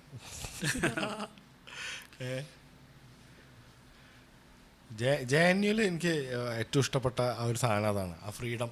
ഞാൻ ശരിക്കും എൻജോയ് ചെയ്തു അവിടെ. എനിക്ക് ലൈക്ക് ഞാൻ അവിടെ വന്നിട്ട് എനിക്ക് പുറത്തേക്ക് പോകുമ്പോഴും എനിക്ക് വേഗം അങ്ങോട്ടേക്ക് എത്തണമെന്നായിരുന്നു ഉള്ളിൽ. കാരണം എന്താ വെച്ചാൽ ഫുള്ള് മരങ്ങൾ, മാനുകളുണ്ട് ക്യാമ്പസിൻ്റെ ഉള്ളിൽ. മാനുകള്, മാന്, മയില്, പിന്നെ മറ്റേ കുറുക്കന്, ഒരു ഫുൾ എക്കോസിസ്റ്റം ഉണ്ട് അതിൻ്റെ ഉള്ളിൽ. അതപ്പോൾ നമ്മൾ വിചാരിക്കുക അത് പുറത്തു കൂടി കാട്ടിൻ്റെ ഉള്ളിലായിരിക്കും. അല്ല, ആ റോട്ടിൽ കൂടി നമ്മളെ ഇടയിൽ കൂടി ഒക്കെ നടന്നുകൊണ്ടാവും. ശരിക്കും പറഞ്ഞാൽ ആ ക്യാമ്പസ് വേൾഡിലെ തന്നെ ഒരു ഓൾഡസ്റ്റ് ഹിൽ റേഞ്ചാണ് ആരാവല്ലി ഹിൽസ് എന്ന് പറയുന്നത്. അതായത് അത് ഗുജറാത്ത് മുതൽ ഹരിയാന, ഡൽഹി വരെ നീണ്ടു നിൽക്കുന്ന ഒരു ഹിൽ റേഞ്ചാണ്. അപ്പോൾ ഓൾഡസ്റ്റ് ആണത്. അപ്പോൾ അതിൻ്റെ ഭാഗമായിട്ടുള്ള കുറച്ച് റേഞ്ചിൻ്റെ ഭാഗമായിട്ടുള്ള കുറച്ച് ഏരിയാസ് ജെഎൻയു ക്യാമ്പസിലുണ്ട്. അതുകൊണ്ടാണ് അങ്ങനത്തെ ഒരു ആവാസ വ്യവസ്ഥ എപ്പോഴും ഒരു ഫോറസ്റ്റ് ഏരിയ ആയിട്ട് നിൽക്കുന്നതും. കാരണം അത് അന്നത്തെ സമയം മുതലേ മെയിൻറ്റെയിൻ ചെയ്ത് പോന്നിട്ടുണ്ട്. കുറച്ച് ബിൽഡിങ്സ് ഉണ്ടാക്കിയെന്നല്ലാണ്ട് അതിന് വെട്ടിക്കളയാനോ അങ്ങനത്തെ കാര്യങ്ങൾക്ക് വേണ്ടിയിട്ടൊന്നും നോക്കിയിട്ടില്ല. അപ്പോൾ ആ ഒരു എക്കോസിസ്റ്റം അവിടെ ഉണ്ട്, ഓൾറെഡി ഉണ്ട്. അതായത് മാനുകളും ഉണ്ടായിരുന്നൊരു എക്കോസിസ്റ്റം ഇപ്പോഴും കണ്ടിന്യൂ ചെയ്ത് പോകുന്നു. അതായത് ഒരു മെട്രോപൊളിറ്റൻ സിറ്റിയിൽ ഇപ്പോഴും കണ്ടിന്യൂ ചെയ്ത് പോകുന്നു. അതിലൊരു ക്യാമ്പസ്, അതാണ് ജെഎൻയു. സത്യം. പിന്നെ ഓരോ സ്ഥലങ്ങൾ തമ്മിൽ തന്നെ നല്ല ദൂരമുണ്ട്. നടക്കലെന്നായിരുന്നു അല്ലേ? ഞാൻ തന്നെ ഒരു ഡെയിലി ഒരു 6 കിലോമീറ്റർ ചുരുങ്ങി നടക്കും. പക്ഷെ നടക്കാൻ രസമാണ്. ഇപ്പൊ ചുറ്റും മരങ്ങള്, ഫുൾ തണുപ്പുള്ളൊരു ഒരു സുഖകരമായിട്ടുള്ള ഒരു കാലാവസ്ഥ, നല്ല നല്ല ഭക്ഷണവും കിട്ടും. ഒരു രക്ഷയില്ല. വില കുറഞ്ഞ രീതിയിൽ സാധാ കടകളുണ്ട്. അതൊരു നല്ല കാര്യമാണ്. എങ്ങനെ അവിടെ എന്താണ് കിട്ടാനൊക്കെ എന്താ ചെയ്യേണ്ടത് അവിടെ? ഇപ്പോൾ ജെഎൻയുവിലൊക്കെ കയറണം എന്നുണ്ടെങ്കിൽ ജെഎൻയുവിൽ ഈ കഴിഞ്ഞ വർഷം മുതൽ സെൻട്രൽ യൂണിവേഴ്സിറ്റിൻ്റെ കോമൺ എൻട്രൻസ് എക്സാമിനേഷൻ ടെസ്റ്റ് ഉണ്ട്. CUET അങ്ങനെന്തോ ആണ്. അതുവഴിയാണ് ഇപ്പോൾ അതിലേക്ക് എൻട്രൻസ് അല്ലെങ്കിൽ പ്രവേശനത്തിന് സാധ്യതകളുള്ളത്. അപ്പോൾ ജെഎൻയുവിൽ UG കോഴ്സുകളുണ്ട്, ഡിഗ്രി കോഴ്സുകളുണ്ട്, പിന്നെ മാസ്റ്റേഴ്സ് ഉണ്ട്, PG കോഴ്സുകളുണ്ട്, പിന്നെ PhD. ഇതാണ് അവിടുത്തെ ഒരു വിദ്യാഭ്യാസത്തിൻ്റെ പോസിബിലിറ്റീസ്. UG കോഴ്സുകളിൽ മെയിനായിട്ടുള്ളത് ലാംഗ്വേജസ് ആണ്. ഫോറിൻ ലാംഗ്വേജസ് മെയിനായിട്ട് കൊറിയൻ, ചൈനീസ്, പിന്നെ പാഷ്തു, ഉറുദു, അങ്ങനത്തെ കുറേ ലാംഗ്വേജസ് ഉണ്ട്, ഇന്ത്യൻ ലാംഗ്വേജസും ഉണ്ട്. അതാണ് മെയിനായിട്ടുള്ളത്. മാസ്റ്റേഴ്സിൽ ഒരുവിധ എല്ലാ PG കോഴ്സുകളും ഉണ്ട്. ടെക്നോളജി, സോഷ്യൽ സയൻസ്, പിന്നെ ഇപ്പോൾ MBA, പിന്നെ സോഷ്യൽ സയൻസ്, ഇൻ്റർനാഷണൽ സ്റ്റഡീസ്. ഇതാണ് മെയിനായിട്ടുള്ള ഫോക്കസ്. ഇന്റർനാഷണൽ സ്റ്റഡീസ് എന്നൊക്കെ പറഞ്ഞാൽ എന്താണ്? International diplomatic, west Asia, east Asia, south Asia, പിന്നെ European, African, Latin American, US, Canadian, അങ്ങനത്തെ ഒരു സെപ്പറേറ്റ് ആയിട്ടുള്ളൊരു ഡിപ്പാർട്ട്മെൻറ്റ്സ് തന്നെ ഉണ്ട്, അതായത് സെൻറ്റേഴ്സ് തന്നെ ഉണ്ട്. മെയിനായിട്ട് PG കോഴ്സുകൾ, പിന്നെ റിസർച്ച്, PhD കോഴ്സുകളാണ് JNUവിലുള്ളത്. അതാണ് അതിൻ്റെ ഒരു പോസിബിലിറ്റീസ് അവിടെ ഉള്ളത്. റിസർച്ച് കോഴ്സുകൾ കുറേ റിസർച്ച് നടക്കുന്നുണ്ടല്ലോ. റിസർച്ച് ഒരുപാട് നടക്കുന്നുണ്ട്. അതാണ് മെയിനായിട്ട് റിസർച്ച് ഓറിയൻറ്റഡ് ആയിട്ടുള്ള ഒരു യൂണിവേഴ്സിറ്റിയാണ് JNU. അതിന് പ്രാധാന്യം നൽകിയിട്ടുള്ളൊരു ഹൈടെക് റിസർച്ചുകളൊക്കെ നടക്കുന്നുണ്ട്. ഹൈടെക് റിസർച്ചുകൾ, സയൻറ്റിഫിക് ആയിട്ടുള്ള റിസർച്ചുകൾ നടക്കുന്നുണ്ട്. പിന്നെ നിങ്ങളെ സോഷ്യൽ വർക്കുകൾ നല്ലോണം നടക്കുന്നുണ്ട്. സോഷ്യൽ വർക്ക് അവിടെ ഇല്ല, അവിടെ സോഷ്യൽ സയൻസ് സെൻറ്റേഴ്സാണ്. അതായത് sociology, economics, regional development studies, പിന്നെ എൻ്റെ തന്നെ സെൻറ്ററായ social medicine and community health, women studies, cinema studies. ഇതൊക്കെ ശരിക്കും കമ്മ്യൂണിറ്റിയിലുള്ള സ്റ്റഡി അല്ലേ? ഇത് ശരിക്കും കമ്മ്യൂണിറ്റി, ഒരു സൊസൈറ്റി, അല്ലെങ്കിൽ നമ്മുടെ ഗ്ലോബലായിട്ടുള്ളൊരു സ്റ്റഡി. നമുക്ക് ഒരു ഇഷ്യൂ അല്ലെങ്കിൽ ഒരു പ്രോബ്ലം, അല്ലെങ്കിൽ നമുക്ക് ഇൻട്രസ്റ്റഡ് ആയിട്ടുള്ളൊരു വിഷയം, അതിൽ നമുക്ക് റിസർച്ച് ചെയ്യാനുള്ളൊരു സാധ്യതകൾ അവിടെ ഉണ്ട്. അതിനെപ്പോഴും അവരൊരു ഒരു ഒരു പോസിറ്റീവായിട്ടുള്ളൊരു മനോഭാവം തന്നെയാണ് റിസർച്ച് ഓറിയൻറ്റഡ് ആയിട്ടുള്ള യൂണിവേഴ്സിറ്റിയാണല്ലോ. റിസർച്ച് അപ്പോൾ സയൻറ്റിസ്റ്റുകളാണല്ലേ? സയൻറ്റിസ്റ്റുകളാണ്. സോഷ്യൽ സയൻറ്റിസ്റ്റുകളുണ്ട്. സോഷ്യൽ സയൻസ് ഭയങ്കര ഇതായിട്ട് തോന്നിയിട്ടുണ്ട് അല്ലേ? കുറേ ഡാറ്റാസ് എടുത്തിട്ട് എങ്ങനെയാണ് അതിൻ്റെ ഒരു സോഷ്യൽ സയൻസ് രീതികൾ പലതിനും പല രീതിയാണ്. ഇപ്പോൾ ഹിസ്റ്റോറിക്കൽ സ്റ്റഡീസിന് അവരുടേതായിട്ട് മെത്തേഡുകളുണ്ട്. ക്വസ്റ്റ്യനേഴ്സ് ഉണ്ട്, പിന്നെ അല്ലാത്തതുണ്ട്. അതായത് എത്തനോഗ്രാഫി എന്ന് പറയും. നമ്മളൊരു സ്ഥലത്ത് പോയിട്ട് ഒരു കുറച്ച് കാലം അതിനെ പറ്റി, അല്ലെങ്കിൽ ആ സൊസൈറ്റീനെ പറ്റി പഠിക്കുന്നത്. അപ്പം അതിൻ്റെ എല്ലാ മേഖലകളും നമ്മൾ റിസർച്ച് ചെയ്യും. ഇപ്പോൾ ഒരു എക്സാമ്പിൾ പറയുകയാണെങ്കിൽ, നമ്മളൊരു സൊസൈറ്റി തിരഞ്ഞെടുക്കുന്നു. ആ സൊസൈറ്റിയിൽ പോയിട്ട് അതിൻ്റെ സാമ്പത്തികമായിട്ടുള്ള, സാമൂഹികമായിട്ടുള്ള, ബാക്കിയുള്ള കാര്യങ്ങളെല്ലാം ആ പഠനത്തിൻ്റെ ഭാഗമായിട്ട് വരും. അവരുടെ ജോഗ്രഫിക്കലായിട്ടുള്ള എല്ലാ റിസർച്ച് അല്ലെങ്കിൽ എല്ലാ മേഖലകളും ഈ എത്തനോഗ്രാഫിയിൽ വരും. അങ്ങനത്തെ ഒരുപാട് മെത്തേഡുകളുണ്ട്. ഇപ്പോൾ ഹിസ്റ്റോറിക്കൽ ഇതിന് അവരുടെ മെത്തേഡുകളുണ്ട്. ബാക്കിയുള്ളതിന് എക്കണോമിക് സ്റ്റഡീസിനൊക്കെ കുറച്ചുകൂടി സർവേ ഓറിയൻറ്റഡ് ആയിട്ടുള്ള സ്റ്റഡീസ് ഉണ്ട്. എന്താ പറയുന്നത്? എനിക്ക് എന്താ പറയുക മനസ്സിലാവും. അപ്പോൾ ഇതിൽ ഇപ്പോൾ ഈ ക്വസ്റ്റ്യനെയറും മറ്റേ ഇതൊക്കെ വരുമ്പോൾ എനിക്ക് എപ്പോഴും ഉണ്ടാവുന്ന ഡൗട്ട് എന്താ പറയുക, എനിക്കുണ്ടാവുന്ന ഡൗട്ട് എന്താ വെച്ചാൽ, ഇപ്പോൾ ആരെങ്കിലും ഇപ്പോൾ ഉണ്ടാകുമ്പോൾ നുണ എഴുതി വെച്ചാലോ? ഇപ്പം എനിക്കൊരു ക്വസ്റ്റ്യനെയർ വന്നു. അപ്പോൾ എനിക്ക് ക്വസ്റ്റ്യനെയർ ഞാൻ ഇങ്ങനെ പൂരിപ്പിക്കുമ്പോൾ ഞാൻ ഇടയ്ക്ക് ഇപ്പം എന്തിനാ ഇപ്പോൾ അങ്ങനെ എഴുതി വെച്ചാൽ അത് റിസൾട്ടിനെ ബാധിക്കൂലേ? അത് ബാധിക്കും. അത് ഇപ്പോൾ റിയാലിറ്റിയിൽ നിന്ന് ഡീവിയൻ്റ് ആയിട്ടുള്ള റിസൾട്ട് ആയിരിക്കും തരിക. അതിനെ എറേഴ്സ് എന്നാണ് വിളിക്കാറ്. അപ്പോൾ റിസർച്ചിൽ മെയിനായിട്ട് ആ എറേഴ്സിനെ എങ്ങനെയൊക്കെ ഒഴിവാക്കുക എന്നിട്ടുള്ളത് അതിന് വേണ്ടിയിട്ട് വേറൊരു ട്രെയിനിങ് കൂടി നമുക്ക് തരുന്നുണ്ട്. അത് ബയാസ്ഡ് ആവാണ്ടിരിക്കാനുള്ളത്. അത് ന്യൂട്രലായിട്ട് നിന്നിട്ട് നമുക്ക് കാര്യങ്ങളെ പഠിക്കാൻ, അല്ലെങ്കിൽ എറേഴ്സിനെ എങ്ങനെയെല്ലാം ഒഴിവാക്കിയിട്ട്.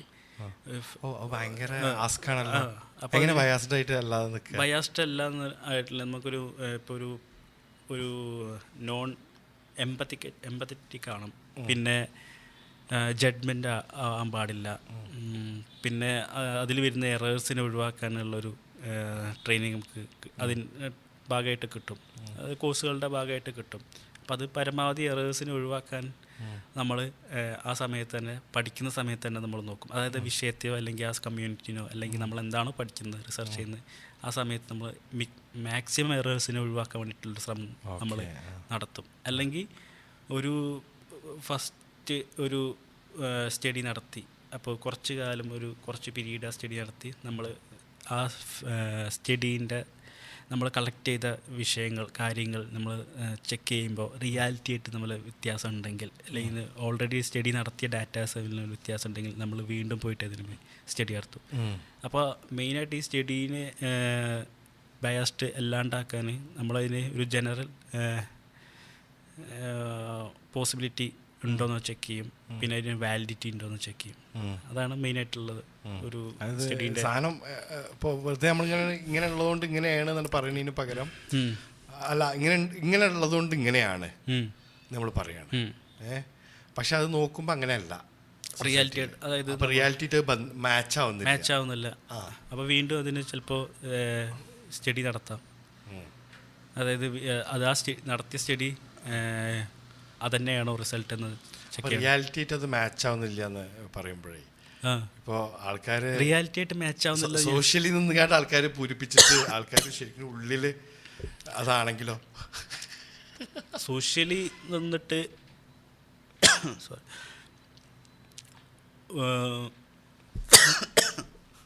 ഭയങ്കര ചോദ്യമായി പോയത്. ഉത്തരം പറയാൻ കിട്ടാത്ത ചോദ്യമായി. അത് ഞാൻ ഒരു പൊട്ട ചോദ്യം ചോദിച്ചു. പൊട്ട ചോദ്യമാണോ അത്? എനിക്ക് മനസ്സിലായോ ചോദ്യം? മനസ്സിലായി.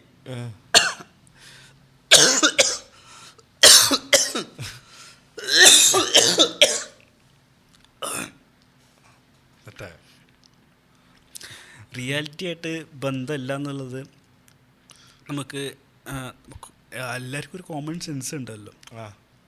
സോഷ്യൽ സിറ്റുവേഷനിൽ നടക്കുന്ന കാര്യങ്ങൾ ഒരു ദിവസം കൊണ്ട് പെട്ടെന്നുള്ള ചേഞ്ചസ് ഉണ്ടാവാനുള്ള പോസിബിലിറ്റി കുറവാണ്. ഗ്രാജുവലായിട്ടുള്ള ചേഞ്ചസ് സൊസൈറ്റിയിൽ ഉണ്ടാവുന്നുള്ളൂ, സൊസൈറ്റി മാറി വരുന്നുള്ളൂ. അപ്പോൾ നമ്മളൊരു സ്റ്റഡി ഒരു കാലഘട്ടത്തെ പറ്റി പഠിച്ചിട്ട് അത് കമ്പയർ ചെയ്യുമ്പോൾ അതിൽ നിന്ന് മാറ്റം ഉണ്ടാവാം. അപ്പോൾ മുന്നത്തെ റിയാലിറ്റി ആവില്ല ഇപ്പോഴത്തെ റിയാലിറ്റി. അപ്പോൾ ഓരോന്നിനും വ്യത്യസ്ത രീതികളുണ്ട് പഠിക്കുന്നതിന്. അപ്പോൾ അത് ഹിസ്റ്ററി ഒക്കെ ഇപ്പം എങ്ങനെ പഠിക്കുക? ഹിസ്റ്ററിയിൽ ഇപ്പോൾ ഭയങ്കര ഹീറോയിക്കായിട്ടുള്ള സ്റ്റോറീസ് ആയിട്ടാണ് എല്ലാം. ഹിസ്റ്ററിയിലെ ബ്രൂട്ടലായിട്ടുള്ള സ്റ്റോറീസ് ഫുള്ള് ഹീറോയിക്കായിട്ടുള്ള ടെയിൽസിനെല്ലാം നമ്മൾ കേട്ടിട്ടുള്ളത്. ഹീറോയിക്കായിട്ടുള്ള സ്റ്റോറീസ് എന്ന് വെച്ചിട്ടുണ്ടെങ്കിൽ നമ്മൾ ആരുടെ ചരിത്രമാണ് കുറിക്കപ്പെട്ടെന്നുള്ള അത് പഠിക്കുന്നതനുസരിച്ച് നിൽക്കും. ഇപ്പം നമ്മൾ പഠിച്ച ചരിത്രങ്ങൾ മൊത്തം രാജാക്കന്മാരുടെയും അല്ലെങ്കിൽ നേതാക്കന്മാരുടെയും മാത്രമാണ്. രാജാക്കന്മാരും നേതാക്കന്മാരും മാത്രമല്ല, അതിന് പുറമെ ജനങ്ങളവിടെ ഉണ്ടായിരുന്നു. അവരുടെ ചരിത്രങ്ങൾ നമ്മൾ കുറിക്കപ്പെട്ടിട്ടുണ്ടുള്ളതാണ് നോക്കേണ്ടത്. ഇപ്പോൾ താജ്മഹലിൻ്റെ ഉദാഹരണം പറയുകയാണെങ്കിൽ ഷാജഹാനാണ് താജ്മഹൽ ഉണ്ടാക്കിയത്. അയാളത് ഓർഡർ ചെയ്തിട്ടുള്ളൂ. അതായത് ഷാജഹാൻ താജ്മഹൽ അയാളുടെ ഭാര്യയ്ക്ക് വേണ്ടിയിട്ട് ഓർമ്മയ്ക്ക് വേണ്ടിയിട്ട് ഉണ്ടാക്കണം എന്ന് പറഞ്ഞു. പക്ഷെ ഉണ്ടാക്കിയത് അതിന് പുറകെ ഒരു കൂട്ടം ജനങ്ങൾ അതിനു വേണ്ടി വർക്ക് ചെയ്തിട്ടുണ്ട്, പണിയെടുത്തിട്ടുണ്ട്. അവരുടെ ചരിത്രങ്ങൾ എഴുതിയിട്ടുണ്ടോ എന്നുള്ളതാണ്. അപ്പം അങ്ങനത്തെ ചരിത്രങ്ങൾ പഠിക്കുമ്പോഴാണ് നമ്മൾ ഈ ഹീറോയ്ക്ക് ആയിട്ടുള്ള സാധനങ്ങൾ മൊത്തം കാണുന്നത്. മറ്റത് ഹീറോയിസ് അല്ല എന്നല്ല, പക്ഷെ അവരുടെ ചരിത്രങ്ങൾ എഴുതപ്പെട്ടിട്ടുണ്ടോ എന്നാണ് ചോദ്യം. ചരിത്രം എപ്പോഴും അങ്ങനെയല്ല ചെയ്തിട്ടുള്ളത്. അതാണ് ചരിത്രം എപ്പോഴും. ഇപ്പോൾ ചരിത്ര പുരുഷന്മാരെ നോക്കി നോക്കൂ. ചരിത്രം എപ്പോഴും ഹീറോയിക്കായിട്ടുള്ള ആൾക്കാരെ പേരല്ലേ ഓർത്തു വെച്ചിട്ടുള്ളൂ. എഴുതപ്പെട്ടതുകൊണ്ടാണല്ലോ ഓർത്തു വെക്കുന്നത്. കാരണം എഴുതപ്പെടാൻ മാത്രം പോകുന്ന സാധനമല്ലേ ചെയ്യുന്നത്. അതെ, എഴുതി വയ്ക്കാൻ മാത്രം പോകുന്ന സാധനമല്ലേ ചിലതൊക്കെ ചെയ്യുന്നത്. ഇപ്പോൾ അലക്സാണ്ടറിൻ്റെ ചരിത്രം അല്ലെങ്കിൽ ബ്രൂട്ടലാണ്, ഫുള്ള് വാറൊക്കെ ആണെങ്കിലും നമുക്ക് അലക്സാണ്ടറിനെ അറിയാം. പക്ഷേ അലക്സാണ്ടറിൻ്റെ ജനറൽസ് ആരൊക്കെ നമുക്കറിയോ? ഇല്ല, അറിയില്ല. ജനറൽസാണ് അലക്സാണ്ടറുമായിട്ട് ഫൈറ്റ് ചെയ്തിട്ടുള്ളത്. ജനറൽസിൻ്റെ താഴെയുള്ള ഭടന്മാരായിട്ടാണ് ഫൈറ്റ് ചെയ്തിട്ടുള്ളത്. നമുക്ക് എന്തുകൊണ്ട് ജനറൽസിനെ അറിയില്ല, പേരറിയില്ല? അവരാണല്ലോ ഒരു സക്സസ്സിന് വേണ്ടി വർക്ക് ചെയ്തത്. പക്ഷെ അതുകൂടി പക്ഷെ അതേ ജനറൽസ് ഒരുമിച്ച് നിന്നാലും അത് നടക്കൂല എന്നുള്ളതാണ്. അതിന് എക്സ് ഫാക്ടർ വരണം. എക്സ് ഫാക്ടർ എന്ന് വെച്ചിട്ടുണ്ടെങ്കിൽ അലക്സാണ്ടർ വരണം അവിടെ. മനസ്സിലായില്ല? ഇപ്പോൾ അലക്സാണ്ടറിൻ്റെ 4 ജനറൽസ്, ടോളമി, അവരൊക്കെ ഫേമസ് തന്നെയാണ്. ഒരാളെ ടോളമിയാണ്. പിന്നെ അമ്മാരി ചങ്ങായിമാരായിരുന്നേ, ഫ്രണ്ട്സ് കൂടിക്കാണ്ട് നമുക്ക് പോവല്ലേ എന്നിട്ട് ഇറങ്ങിയത് തോന്നുന്നുണ്ട്. അത് അങ്ങനെ തോന്നിയിട്ടുള്ളത് അലക്സാണ്ടറിൻ്റെ പടയോട്ടം. പക്ഷേ എന്താ പറയുക, അപ്പം അത് എഴുതിയിട്ടുള്ളത് എത്രമാതിരി ആൾക്കാർ അയാളെ വെട്ടിക്കൊന്നിട്ട് അവിടെ എത്തിയത്. ലൈക്ക് കുറേ ആൾക്കാർ അല്ലേ? ഒരുപാട് രാജ്യങ്ങൾ തച്ചുടച്ചിട്ടാണ് അതെ, പടയോട്ടങ്ങൾ എപ്പോഴും പടയോട്ടങ്ങൾ. രചിക്കപ്പെട്ടിട്ടുള്ളത്. ചെങ്കിസ് ഖാൻ ലോകത്തിലെ ഏറ്റവും വലിയ സാമ്രാജ്യം വെട്ടിപ്പിടിച്ചതാണ്. എന്തായിരുന്നു അയാളെ പടയോട്ടം?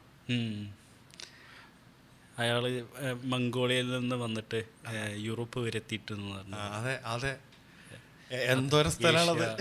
എല്ലോ വാസ്റ്റ് ഏരിയ തന്നെ കീഴടക്കിയതുള്ളതാണോ? അതെ, ഭയങ്കര ബ്രൂട്ടലായിരുന്നു അവരുടെ ഇതെന്നൊക്കെ പറഞ്ഞു റൈഡ്. ഈ പറഞ്ഞ പോലെ തന്നെ എന്താണ്, ഹിസ്റ്ററി ക്ലാസ്സിൽ ഇരുന്നപ്പോൾ എൻ്റെ സാറും പറഞ്ഞ ആ ഒരു കാര്യമാണ് ശരിക്കും. എന്തുകൊണ്ട് ഇപ്പോൾ വാര്യംകുന്നൻ്റെ പെർസ്പെക്റ്റീവ് നോക്കാതെ ആ വാര്യംകുന്നനെ ഫോളോ ചെയ്ത ആ ചങ്ങേൻ്റെ പെർസ്പെക്റ്റീവ് ഒന്ന് നോക്കിയേ എന്നുള്ള ചോദ്യമല്ലേ? ചോദ്യമായിരുന്നു. ഓ, എന്താ അങ്ങനെ കാണാത്തത്? അവരുടെ ചരിത്രങ്ങൾ എഴുതി വെച്ച് നമ്മൾ വായിക്കണം എന്നുള്ളതാണ്, നമ്മൾ അറിയപ്പെടുന്ന. അങ്ങനത്തെ അവരുടെ ചരിത്രങ്ങൾ നമ്മൾ ശരിക്കും ബാക്കിയുള്ള ചരിത്രത്തിൻ്റെ സൈഡിൽ കൂടി പോകുമ്പോഴല്ലേ കാണുന്നുള്ളൂ, അല്ല അവരത് എഴുതിയിട്ടില്ലല്ലോ.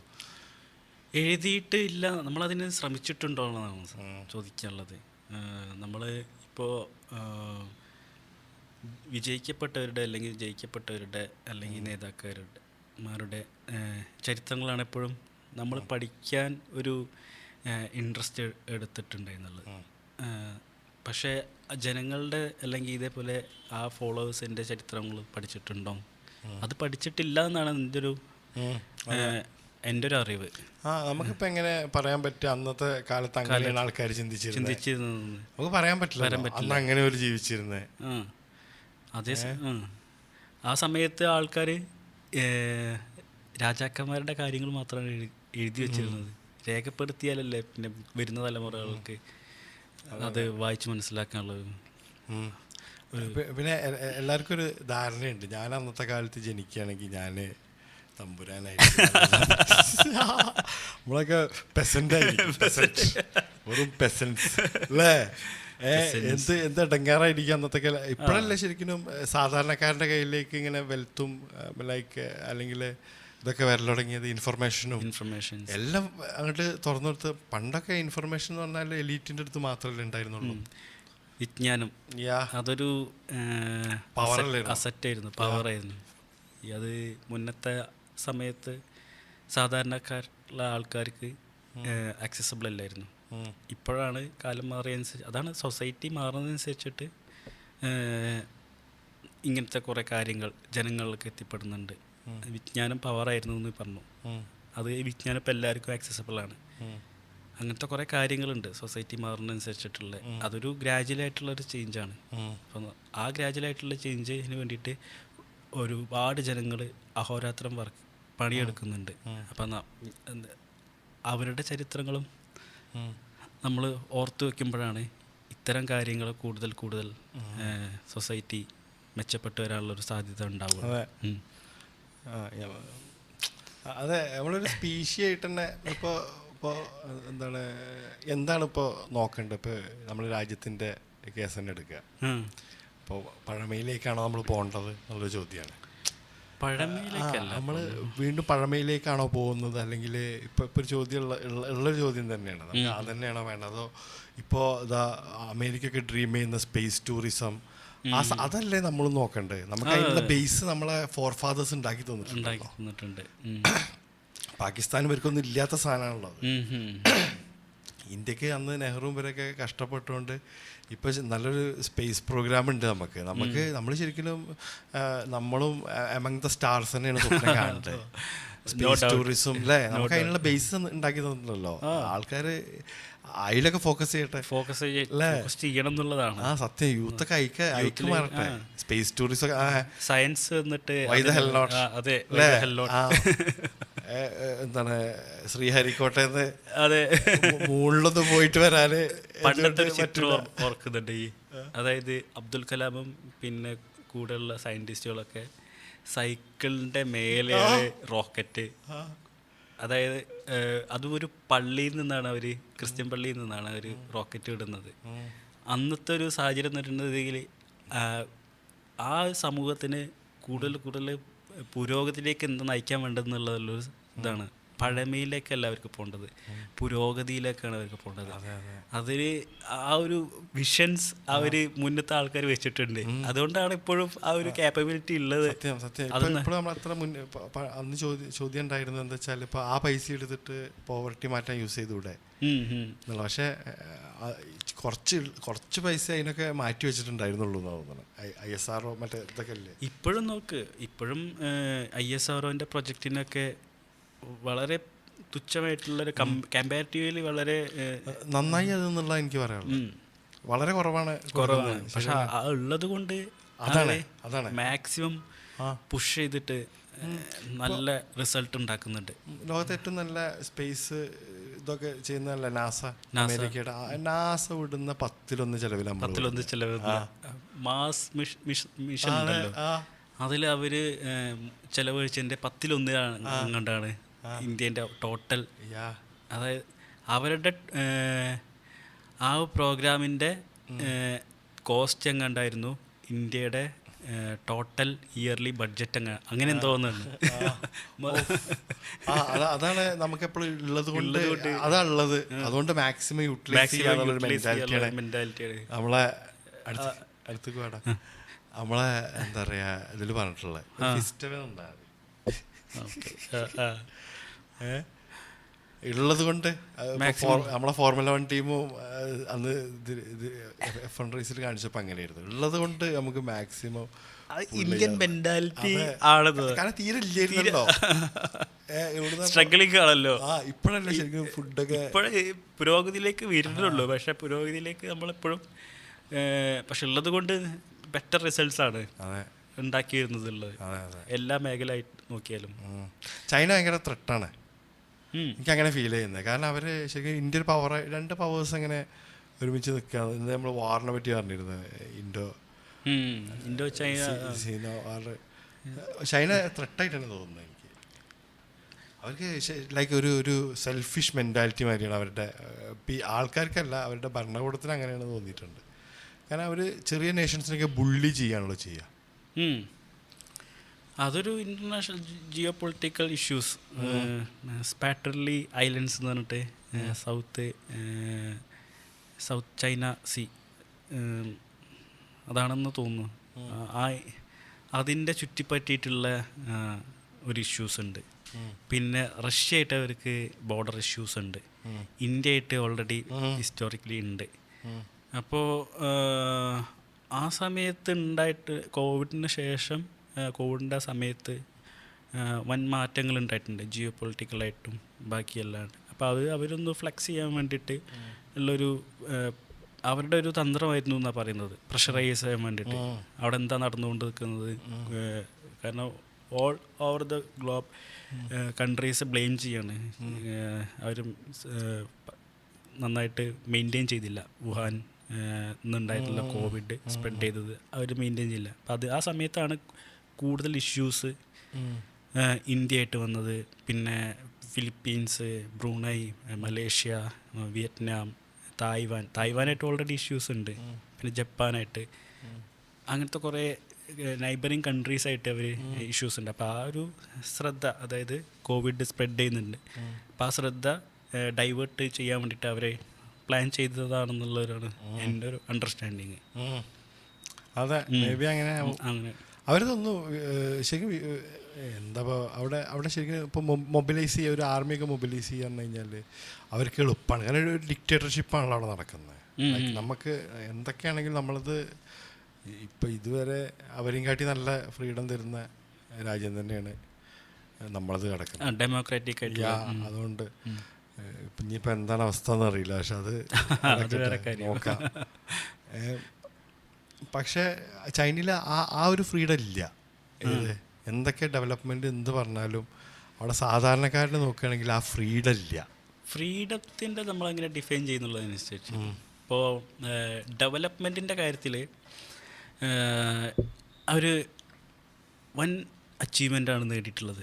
ഇപ്പോൾ നമ്മുടെ പല സുഹൃത്തുക്കൾ, മഹേഷ്, ബാക്കിയുള്ളവരെല്ലാവരും മർച്ചൻ്റ് നേവിയിലാണല്ലോ. അപ്പോൾ അവരെന്നെ പറയുന്നുണ്ട്, അവർ ഓരോ വട്ടം പോർട്ടിൽ പോയിട്ട് പിന്നെ 1-2 സെയിൽ കഴിഞ്ഞിട്ട് വീണ്ടും ആ പോർട്ടിലേക്ക് പോകുമ്പോൾ അവരൊന്ന് അന്തം വിട്ട് നോക്കി നിൽക്കുകയാണ്. കാരണം ഡെവലപ്മെൻറ്റ് അത്രത്തോളമാണ് അവിടെ നിന്ന് ചേഞ്ച് ചെയ്യുന്നത്. അപ്പോൾ അവരുടെ ഒരു സാഹചര്യത്തിൽ അവർ നന്നായിട്ട് ഡെവലപ്പ് ചെയ്യുന്നുണ്ട്. പിന്നെ പോവർട്ടീൻ്റെ കാര്യത്തിലൊക്കെ എന്ന് വെച്ചിട്ടുണ്ടെങ്കിൽ ഇന്ത്യനെക്കാട്ടിയും പരിതാപകരമായിരുന്നു അവരുടെ സിറ്റുവേഷൻസ്, അതായത് 1950 കാലഘട്ടത്തിൽ. പക്ഷെ ആ ഒരു അണ്ടർസ്റ്റാൻഡിങ്ങിൽ പോവർട്ടി ഓരോ ഇഷ്യൂസിനെയും അവർ ടാക്കിൾ ചെയ്ത് ഇപ്പോൾ ലോകത്തിലെ തന്നെ വൻ സാമ്പത്തിക ശക്തിയായിട്ട് മാറിയിട്ടുണ്ട്. അങ്ങനത്തെ കുറേ കാര്യങ്ങൾ, ഡെവലപ്മെൻ്റ് ആയിട്ടുള്ള കാര്യങ്ങൾ അവർ ചേഞ്ച് ഉണ്ടാക്കാൻ അവർക്ക് പറ്റിയിട്ടുണ്ടെന്നുള്ളതാണ് സത്യം. ജിയോ പൊളിറ്റിക്കലായിട്ടുള്ള ഇഷ്യൂസ് വേറെ ഉണ്ട്. എല്ലാ രാജ്യത്തും വ്യത്യസ്ത തരത്തിലുള്ള ഒരു ഗവൺമെൻറ് രീതികളുണ്ട്. ഇപ്പം ഈ അടുത്ത് കഴിഞ്ഞ കുറച്ച് കാലങ്ങളായിട്ട് എൽ സാവദോറിൻ്റെ സിറ്റുവേഷൻ എന്ന് വെച്ചിട്ടുണ്ടെങ്കിൽ അവിടെ ഏറ്റവും കൂടുതൽ മർഡർ റേറ്റ് ഉള്ളൊരു രാജ്യങ്ങളിലൊന്നായിരുന്നു വേൾഡിൽ. അത് M13 ഗ്യാങ് എന്ന് പറഞ്ഞിട്ടുള്ളൊരു ഗ്യാങ്, ആ ഗ്യാങ്സ്റ്റേഴ്സിൻ്റെ ഒരു വിളയാട്ടമായിരുന്നു കൺട്രീസിൽ. അപ്പോൾ മർഡർ റേറ്റ് ഏറ്റവും കൂടുതലായിട്ടുള്ളൊരു രാജ്യങ്ങളിലൊന്നാണ്. അവിടെ ഒരു പ്രസിഡൻറ്റ് വന്നു. ആ പ്രസിഡൻറ്റ് ഭയങ്കര ഒരു ഡിക്റ്റേറ്റർഷിപ്പിൽ ഒരു മോഡൽ രാജ്യത്ത് ആരൊക്കെ പ്രശ്നം ഉണ്ടാക്കുന്നുണ്ടോ അവരെല്ലാവരും പിടിച്ച് ജയിലിലിട്ടു. അതിനുവേണ്ടി അയാൾ 40,000 ആൾക്കാരെ ഉൾക്കൊള്ളാൻ പറ്റുന്ന ജയിലുകളാണ് ഉണ്ടാക്കിയിട്ടുള്ളത്. അത് മൊത്തം അയാൾ ഫില്ല് ചെയ്തു. ഗ്യാങ്സ്റ്റേഴ്സ് ആയിട്ടുള്ള ആൾക്കാർ മൊത്തം അയാൾ ജയിലിലിട്ടു. ഇപ്പോൾ ആ ഒരു സംഭവത്തിന് ശേഷം മർഡർ റേറ്റ് വളരെയധികം കുറഞ്ഞവിടെ. അപ്പോൾ ഓരോ രാജ്യത്തും ഓരോ സിറ്റുവേഷനിൽ ആ ഗവൺമെൻറ് എന്തെല്ലാം ചെയ്യാൻ പറ്റുന്നുണ്ടുള്ളതാണ്. ഇപ്പം നമുക്ക് നോക്കുമ്പോൾ BBC-ൻ്റെ ഒരാൾ അവിടെ എന്താ പ്രശ്നം വരുന്നത്, സാധാരണക്കാരനെ വെച്ച് നോക്കുമ്പോഴേ ഇപ്പം അയാളത് ചെയ്തു, ഓക്കെ, ഗുഡ് തിങ്, അവിടെ മർഡർ റേറ്റ് കുറഞ്ഞു, എഗ്രി ചെയ്യുന്നുണ്ട്. പക്ഷേ എപ്പോഴും ഈ പൊളിറ്റീഷ്യൻസിന് ഈ പവർ കൊടുക്കുമ്പോൾ ഈ കോമണേഴ്സ് പേടിക്കേണ്ട ഒരു കാര്യമുണ്ട്. സാധാരണക്കാരന് പേടിക്കേണ്ട കാര്യം വെച്ചാൽ ആ പവർ പിന്നെ തിരിച്ചു കിട്ടൂല. അത് പിന്നെ നമ്മൾ ഫൈറ്റ് ചെയ്തെടുക്കണം. അതായത് നാളെ ഒരു വേറെ റൂളർ വന്നാൽ ഇതേ ലൂപ്പ് ഹോൾ യൂസ് ചെയ്തിട്ട് അയാൾക്ക് വേണമെങ്കിൽ അയാൾക്ക് ഇഷ്ടമുള്ള ആൾക്കാരൊക്കെ പിടിച്ചില്ല. അത് ഇന്ത്യ പോലുള്ള രാജ്യത്ത് നമുക്ക് അതിനുള്ളൊരു അവകാശം ഉണ്ട് എന്നുള്ളതാണ്. അത് 18 വയസ്സായുള്ള ഏതൊരു പൗരനും വോട്ടവകാശമുണ്ട്. അതായത് താങ്കളുടെ പ്രതിനിധിയെ തിരഞ്ഞെടുക്കാനുള്ള ഒരു അവകാശം. ജനാധിപത്യത്തിൻ്റെ ഒരു ഇതുമാണ് അത്. കാരണം നമുക്ക് തിരഞ്ഞെടുക്കാം ഇന്നൊരു പർട്ടിക്കുലർ പീരീഡിൽ. അപ്പോൾ ഇന്ത്യയിൽ അത് 5 വർഷമാണ്. 5 വർഷത്തിന് ശേഷം നമുക്ക് ആ ഇപ്പോൾ ഭരിച്ച റൂളർ അല്ലെങ്കിൽ പ്രതിനിധി ശരിയല്ല എന്ന് തോന്നുകയാണെങ്കിൽ, അല്ലെങ്കിൽ ഒന്നും ചെയ്തിട്ടില്ല എന്ന് തോന്നുകയാണെങ്കിൽ അടുത്ത വട്ടം അത്. പക്ഷേ കിടക്കുന്നത് അത് ശരി തന്നെയാണ്. സിസ്റ്റം അങ്ങനെ കറക്റ്റ് നമ്മൾ നല്ല രീതിക്ക് ഫോളോ ചെയ്യുകയാണെങ്കിൽ, എല്ലാവരും സ്റ്റോയിക്സ് ആണെങ്കിൽ നല്ല രസമായിരിക്കും. നല്ല ആൾക്കാർ വരുന്നു, നല്ല ഞാൻ നല്ല രീതിക്ക് അത് ഡ്യൂട്ടിയാണ്. പക്ഷെ ഇപ്പം അതല്ലല്ലോ, PR വർക്കല്ലേ നടക്കുന്നത്. നല്ല PR വർക്ക്, നല്ല PR വർക്ക് ചെയ്യുക. അപ്പോൾ എന്താണ്, നല്ല അഡ്വർടൈസ്മെന്റ് ചെയ്യുക, മാർക്കറ്റിങ്, അതാണ് ഇപ്പോൾ നടക്കുന്നത്. അല്ലാതെ വേറെ എന്താ നടക്കുന്നത്? ഇപ്പോൾ ആൾക്ക് പൊളിറ്റിക്കൽ പാർട്ടീസ്, രാഷ്ട്രീയ പാർട്ടികളായാലും രാഷ്ട്രീയ കക്ഷികളായാലും അവർ മുന്നോട്ട് വയ്ക്കുന്നത് ആ ഒരു രാജ്യത്ത് അല്ലെങ്കിൽ ആ ഒരു പ്രദേശത്ത് പുരോഗതിക്ക് വേണ്ടിയിട്ടുള്ള അജണ്ടകളാണ് മുന്നോട്ട് വയ്ക്കുന്നത്. അതിൻ്റെ ബേസിലാണ് നമ്മൾ തിരഞ്ഞെടുക്കുന്നത്. പക്ഷെ അതൊന്ന് വ്യതിചലിച്ചിട്ട് അതല്ല ചെയ്തത്, പക്ഷെ വേറെ എന്തൊക്കെയാണ് ചെയ്തത്. പക്ഷെ അതിനെ കവറപ്പ് ചെയ്യാൻ വേണ്ടിയിട്ട് മീഡിയ അല്ലെങ്കിൽ സോഷ്യൽ മീഡിയേൻ്റെ ഒരു ഹെൽപ്പ്, ഈ സോഷ്യൽ മീഡിയേൻ്റെ ഒരു ബൂമിന് ശേഷം അത് ഉണ്ട് എന്നുള്ളതാണ് സത്യം. അതും ഓക്കെയാണ്. പിന്നെ മീഡിയാസും ഇപ്പോൾ ഇപ്പോൾ സോക്രട്ടീസ് 2000 വർഷങ്ങൾക്ക് മുമ്പ് വരെ പറഞ്ഞിട്ടുണ്ട്, ഡെമോക്രസി ഉണ്ടായാലും വരാൻ പോകുന്ന പ്രശ്നങ്ങൾ, ഒരു എന്താണ്, കള്ളനും രാജ്യത്തിൻ്റെ തലവനാവാം. അത് അതിൻ്റെ ഒരു ഫ്ലോ ആയിട്ടാണ് അവർ പറഞ്ഞത്. അതിന് ചാൻസ് ഉണ്ട്. ആ മേക്ക് സെൻസ്. മനസ്സിലായി എനിക്ക്. കാരണം എന്താ വെച്ചാൽ നല്ല രീതിയിൽ ആൾക്കാരെ കൺവിൻസ് ചെയ്താൽ ഒരാൾക്ക് അവിടേക്ക് എത്താം, ഇതിലെത്താം. അപ്പോൾ ഇപ്പോൾ മാസിൽ ഇപ്പോൾ നമ്മൾ കോളനൈസേഷൻ തുടങ്ങുകയാണ്. അവിടെ നമ്മൾ അപ്പോൾ ഡെമോക്രസിയാണോ കൊണ്ടുവരേണ്ടത്?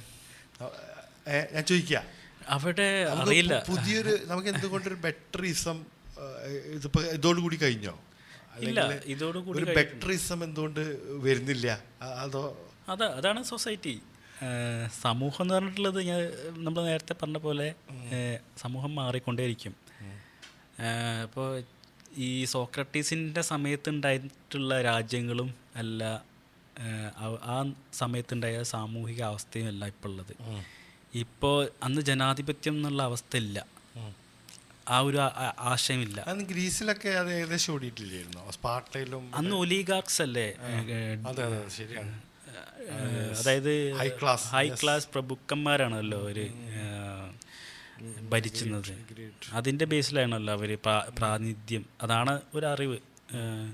പക്ഷെ അത് ഇപ്പോഴത്തെ സാഹചര്യത്തിൽ മാറിയിട്ടുണ്ട്. ഇപ്പം ജനങ്ങൾ നേരിട്ട് തിരഞ്ഞെടുക്കുന്ന അവസ്ഥ ഉണ്ട്. അപ്പോൾ അത് സാമൂഹികമായിട്ടുള്ള അവസ്ഥകൾ എപ്പോഴും മാറിക്കൊണ്ടേയിരിക്കും. അതൊരു ഗ്രാജുവലായിട്ടുള്ളൊരു മാറ്റമാണ്. ഇപ്പം 2000 വർഷങ്ങൾക്ക് മുന്നേ ഉണ്ടായിട്ടുള്ള ഒരു സൊസൈറ്റി അല്ല ഇപ്പോൾ ഉള്ളത്. അതുപോലെ തന്നെ നമ്മൾ മാസ് ഇപ്പോൾ കോളനൈസ് ചെയ്തിട്ടുണ്ടെങ്കിൽ അവിടെ ഉണ്ടാകാൻ പോകുന്ന മാറ്റങ്ങൾ എന്താണെന്ന് നമുക്ക് ചിലപ്പോൾ പ്രെഡിക്റ്റ് ചെയ്യാൻ പറ്റില്ല. സയൻറ്റിഫിക് ഈ സാധനങ്ങളൊക്കെ തന്നെ അങ്ങോട്ട് കൊണ്ടുപോകാൻ ചാൻസ് ഉണ്ടാവാം, പക്ഷെ അതിന് പോസിബിലിറ്റി കൂടിയും വേണം. എന്തുകൊണ്ട് വീണ്ടും വിഭജിക്കാതെ ഒന്നാവാത്ത ഒരു സാധനം കൊണ്ടുവന്നുകൂടാന്നുള്ളതാണ് എനിക്ക് അങ്ങനെ തോന്നുന്നത്. അത് മനുഷ്യൻ്റെ ഒരു സർവൈവിൻ്റെ ഭാഗമായിട്ടുള്ള കാര്യങ്ങളാണെന്ന് തോന്നിയിട്ടുണ്ട്. വിഭജിച്ച് നിൽക്കേണ്ട, മനുഷ്യന്മാരെപ്പോഴും വിഭജിച്ചിട്ടല്ല നിന്നത്, മനുഷ്യന്മാരെപ്പോഴും ഒരുമിച്ചാണ്. ഒരുമിച്ചാണ് നിന്നിട്ടുള്ളത്, പക്ഷെ എപ്പോഴും ഒരു ട്രൈബ്സ് ആയിട്ടല്ല നിന്നിട്ടുള്ളത്. അത് വ്യത്യാസമുണ്ട്. പക്ഷെ ഒരു കോമൺ കോസിന് വേണ്ടിയിട്ട് എപ്പോഴും മനുഷ്യന്മാർക്ക് അതെ എപ്പോഴും ഒരുമിച്ച് നിന്നിട്ടുണ്ട്. അപ്പോൾ ഈ മാസിലേക്ക് കോളനൈസേഷൻ നടത്തുക എന്ന് വെച്ചിട്ടുണ്ടെങ്കിൽ അതൊരു ഒരു കൂട്ടം ആൾക്കാർ വിചാരിച്ചിട്ട് മാത്രമല്ല, ഒരു മനുഷ്യരാശീൻ്റെ തന്നെ ഒരു ഇതാണ്. ഇനിയിപ്പോൾ ഈ എർത്തിൽ ഉള്ള പോസിബിലിറ്റി, ഇനി മാസിൽ പോസിബിലിറ്റി ഉണ്ടോയെന്നുള്ളൊരു ഒരു അന്വേഷണമാണ്. ആ ഒരു ത്വരയാണ് എപ്പോഴും മനുഷ്യൻ അത് ഇപ്പോഴെങ്കിലും ബേസ് സ്റ്റെപ്പ് ഇട്ടുകൊടുക്കേണ്ടതെന്നുള്ളതാണ്. നമ്മൾ എന്താണെങ്കിലും ഇപ്പോൾ ഫസ്റ്റ് സ്റ്റെപ്പ് ഇട്ടുകൊടുത്തു കഴിഞ്ഞാൽ പിന്നെ മനുഷ്യനുണ്ടാക്കാൻ എന്തോരം പെട്ടെന്നുണ്ട്. ഫോണാവട്ടെ കമ്പ്യൂട്ടർ ആവട്ടെ എല്ലാം ഫസ്റ്റത്തെ സ്റ്റെപ്പ് കണ്ട സ്റ്റെപ്പുകൾ. പിന്നെ ഇപ്പോൾ എവിടെ എത്തി നിൽക്കുന്നത് നോക്കിക്കഴിഞ്ഞാൽ നമുക്ക് മനസ്സിലാവുക എവിടേക്ക് എത്തിക്കും. അത് നടക്കട്ടെ. നമുക്ക് ചിലപ്പോൾ ആലോചിക്കാൻ കഴിയില്ല. ഇപ്പോൾ നമ്മൾ ഈ ഫോണിൻ്റെ കാര്യം പറഞ്ഞപ്പോൾ ഒരു 10-15 വർഷം അല്ലെങ്കിൽ 20 വർഷം മുന്നേ നമുക്ക് മൊബൈൽ ഫോണ് കുറച്ചൊരു എല്ലാവർക്കും ആക്സസിബിൾ അല്ലാത്തൊരു കാര്യമായിരുന്നു. ഇപ്പോൾ അത് വളരെ കോമൺ ആണ്. ഇനിയിപ്പോൾ 20 വർഷം കഴിഞ്ഞ് എന്താവും? അതെ, നമ്മൾ വൈൽഡ് ഞാൻ ആലോചിച്ചിട്ടുള്ളത് ഞാൻ അങ്ങനെ ആലോചിക്കും. ഇപ്പോൾ ഒരു 400 വർഷം മുന്നേ ഉള്ളൊരാളെ അയാളുടെ വൈൽഡ് ഗസ്സിൽ അതായത് ഒരു 400 വർഷം കഴിഞ്ഞാൽ ഇങ്ങനെയൊക്കെ ആയിരിക്കും തന്നെ ഒരു വൈൽഡ് ഗസ് എത്ര ശരിയാവും? വളരെ റോങ് ആയിരിക്കും. നമ്മളിപ്പോൾ നമ്മളെ ഫ്യൂച്ചർ കണ്ടിട്ട് 400 വർഷം അങ്ങോട്ട് കഴിച്ചിട്ട് അങ്ങനെ ആയിരിക്കുന്നുണ്ട്. എന്തായിരിക്കും അവസ്ഥ? പ്രെഡിക്റ്റ് ചെയ്യാൻ പറ്റില്ല. വളരെ സയൻറ്റിഫിക് ആയിട്ടുള്ള കണ്ടുപിടുത്തങ്ങൾ വളരെ ഫാസ്റ്റായിട്ട് മൂവ് ചെയ്യുന്നുണ്ട്. സമൂഹം അതിനൊപ്പം നിൽക്കുന്നുണ്ട്. പക്ഷെ സമൂഹത്തിലുള്ള മാറ്റങ്ങൾ വളരെ ഗ്രാജുവലായിട്ടുള്ള മാറ്റമുള്ളൂ. എല്ലായിടത്തേക്കും എത്തണം. പിന്നെ അതിൻ്റെ ഗുണങ്ങൾ എല്ലാവർക്കും കിട്ടണം. അതെല്ലാവർക്കും കിട്ടുന്നുണ്ട്. ഒരു കോമൺ കോഴ്സ്, നേരത്തെ പറഞ്ഞ പോലെ മനുഷ്യരാശിൻ്റെ ഒരു കോമൺ കോഴ്സിന് വേണ്ടിയിട്ട് മനുഷ്യരാശി തന്നെ വർക്ക് ചെയ്യുന്നുണ്ട്. മാസിൽ കോളനൈസേഷൻ നടത്താനുള്ള ശ്രമങ്ങൾ നടത്തുന്നുണ്ട്. പക്ഷേ അതിന് ഈ മാറ്റങ്ങൾ നമുക്ക് ഒരിക്കലും ഗസ് ചെയ്യാൻ പറ്റില്ല. ഇപ്പോൾ നേരത്തെ പറഞ്ഞ പോലെ ഇങ്ങനൊരു ഇസം ഇവിടുന്ന് കൊണ്ടുപോകാൻ പറ്റുമോ? ചിലപ്പോൾ അത് പോസിബിൾ ആവുമോ? ഇല്ല, ഒന്നും നമുക്ക് പറയാൻ പറ്റില്ല. പിന്നെ എന്താ വെച്ചാൽ ഇപ്പോൾ ഡെമോക്രസി എന്ന് പറഞ്ഞാൽ ഇപ്പോൾ ലീഗ് ബെസ്റ്റ് സിസ്റ്റമാണ് നമുക്ക് പറയാം. പക്ഷേ പുതിയ ലീഡേഴ്സ് അതിനെ യൂസ് ചെയ്യുന്നത് ഡിക്റ്റേറ്റർഷിപ്പിലേക്ക് പെട്ടെന്ന് എത്താൻ സുഖമുള്ള സാധനം ഡെമോക്രസി. ഡിക്റ്റേറ്റർഷിപ്പിലേക്ക് എന്ത് ചെയ്താൽ മതി അറിയോ? ഇപ്പോൾ പുട്ടിൻ്റെ വരവ് നോക്കിയാൽ മതി. മച്ചാൻ എങ്ങനെ വരുന്നത് വെച്ചാൽ ആദ്യം പവറിൽ വന്നിട്ട് എന്താണ് എത്ര ഒപ്പോസിഷൻ ഇല്ലാണ്ടാക്കും. ഇല്ലാണ്ടാക്കാൽ ഫുള്ളായിട്ട് തീർത്തു കഴിഞ്ഞാൽ ഡിക്റ്റേറ്റർഷിപ്പായി എതിർക്കാൻ ആൾക്കാർ. അതായത് ഫുള്ളായിട്ട് ഒപ്പോസിഷനെ കില്ല് ചെയ്ത് കഴിഞ്ഞാൽ ഡിക്റ്റേറ്റർഷിപ്പായി. ഒരാളൊറ്റയ്ക്ക് പക്ഷെ കുറച്ച് വെക്കും. അപ്പം അത് പേരിന് വെക്കും. ഇലക്ഷൻ നടക്കുന്നുണ്ട്, പ്രതിപക്ഷമുണ്ട്, കാര്യങ്ങൾ ഫെയർ ആണോ, മീഡിയ ഉണ്ടോ, മീഡിയ ഒക്കെ ഉണ്ട്, ഞങ്ങൾ തന്നെ നോക്കുന്നത്. ഏത് മീഡിയനെ വിശ്വസിക്കാൻ പറ്റുക? എല്ലാം ബയാസ്ഡ് ആണ്. എന്താ പറയണത്, പച്ചയ്ക്ക് നമ്മൾ മൊത്തമാക്കിയിട്ടല്ലേ ഫുള്ള് നിങ്ങളെ പറ്റിച്ചുകൊണ്ടിരിക്കുകയാണ്. പച്ച ആദ്യം നമുക്ക് ഉള്ളിലറിയുന്നത് നേർക്ക് നേര് പറയില്ലല്ലോ. പലതരം ഇൻഫർമേഷൻസ് അല്ല നമുക്കിപ്പോൾ കിട്ടുന്നത്, പല രീതിയിലുള്ള പല കാര്യങ്ങളാണ് കിട്ടുന്നത്. നമുക്കിപ്പോൾ കൺഫ്യൂഷനാണ് ഏത് ഇൻഫർമേഷനാണ് ശരി എന്നുള്ളത്. ലോകത്ത് നടന്നുകൊണ്ടിരിക്കുന്ന ഇപ്പം നമുക്ക് കണ്ണുകൊണ്ട് കാണുന്ന കാര്യങ്ങളും അനുഭവിച്ചറിയുന്ന കാര്യങ്ങളല്ലാണ്ട് കേൾക്കുന്ന കാര്യങ്ങൾ നമുക്ക് എത്രത്തോളം ശരിയുണ്ട് എന്നുള്ളത് ഈ ഇൻഫർമേഷൻ്റെ കാര്യത്തിൽ, ഇപ്പോൾ ഈ മീഡിയ വഴിയുള്ള ഇൻഫർമേഷൻ്റെ കാര്യത്തിൽ. കാരണം ഒരു കാര്യം തന്നെ വളച്ചൊടിച്ചിട്ട് പറയാം. ഇത് ഇപ്പം അയാൾ പറയുന്ന കാര്യങ്ങളേക്കാരും നമ്മൾ വിശ്വസിക്കുക. അപ്പം അയാൾ കള്ളം പറഞ്ഞിട്ടുണ്ടെങ്കിൽ നമുക്ക് ആ മിസ്ഇൻഫർമേഷൻ ആയിരിക്കും കിട്ടുക. അങ്ങനത്തെ കുറേ കാര്യങ്ങളുണ്ട് മീഡിയ ഇല്ലാതെ എത്രത്തോളം നമ്മൾ ബയാസ്ഡ് ആയിരിക്കും എന്നുള്ളതാണ്.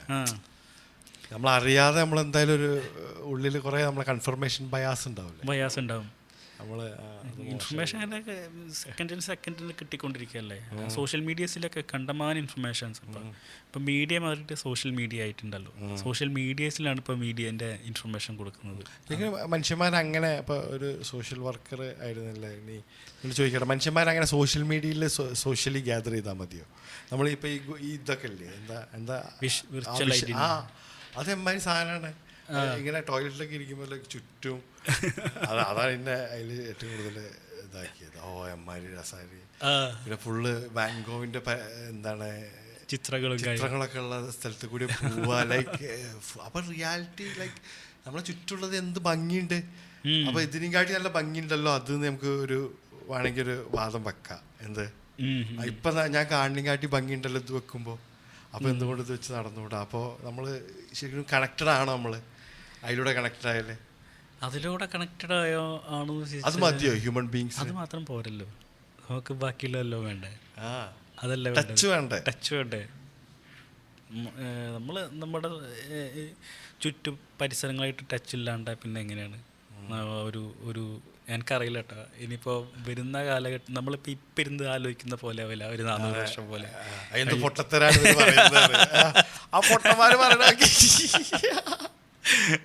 കാരണം ഫസ്റ്റത്തെ സാധനം തന്നെ ഇങ്ങനെ ഉണ്ടെങ്കിൽ ഇനി അടുത്തൊക്കെ എന്തായിരിക്കും? മുന്നത്തെ കാലം ഇൻഫർമേഷൻ പാസ് ചെയ്തിട്ടുണ്ടെങ്കിൽ നമ്മുടെ നാട്ടിൽ നിന്ന് അഞ്ചലോട്ടക്കാരുണ്ടായിരുന്നു. അതായത് ഒരു സ്ഥലത്ത് നിന്ന് ഇൻഫർമേഷൻ കളക്ട് ചെയ്തത് അയാൾ ഓടും, എന്നിട്ട് അടുത്ത സ്ഥലത്ത് കൊടുക്കും. അതാണ് ഇൻഫർമേഷൻ പാസ് ചെയ്യാനുള്ള വഴി. പിന്നെ അത് കമ്പി അടിക്കലായി, പിന്നെ അത് കത്തെഴുതലായി, പിന്നെ മാറി ഇമെയിലായി, ഇമെയിൽ മാറിയിട്ട് ഫോൺ കോള്, മെസ്സേജ്, വാട്സപ്പ്. അതായത് ഒരു സെക്കൻഡ് കൊണ്ടൊക്കെയാണ് നമുക്ക് ഒരു ദൂരത്ത് നിന്ന് മറ്റേ ഇൻഫർമേഷൻ കിട്ടുന്നത്. ഇപ്പോഴത്തെ ആരോ ഫോൺ എടുക്കാതെ അതായത് മൊബൈൽ എടുക്കാതെ പോയിട്ട് ബേജാറായിപ്പോയി. ഫോൺ എടുക്കാതെ പോകുന്നത് ഒരു അവയം നഷ്ടപ്പെട്ട ഫീലാണ്. നമ്മളൊക്കെ കുട്ടിയായിരുന്ന വീട്ടിൽ ലാൻഡ് ഫോൺ മാത്രമുള്ള അവസ്ഥ. എന്ത് ഫോണ് അത്ര ബോധേഡല്ലോ. നമ്മൾ നമ്മുടെ ചുറ്റുവട്ടത്തുള്ള കാര്യങ്ങളായിട്ട് ബിസി ആയിരിക്കും. ഇപ്പൊ അതല്ല, നേരെ തിരിച്ച് സോഷ്യലി കണക്റ്റഡ് ആണ്.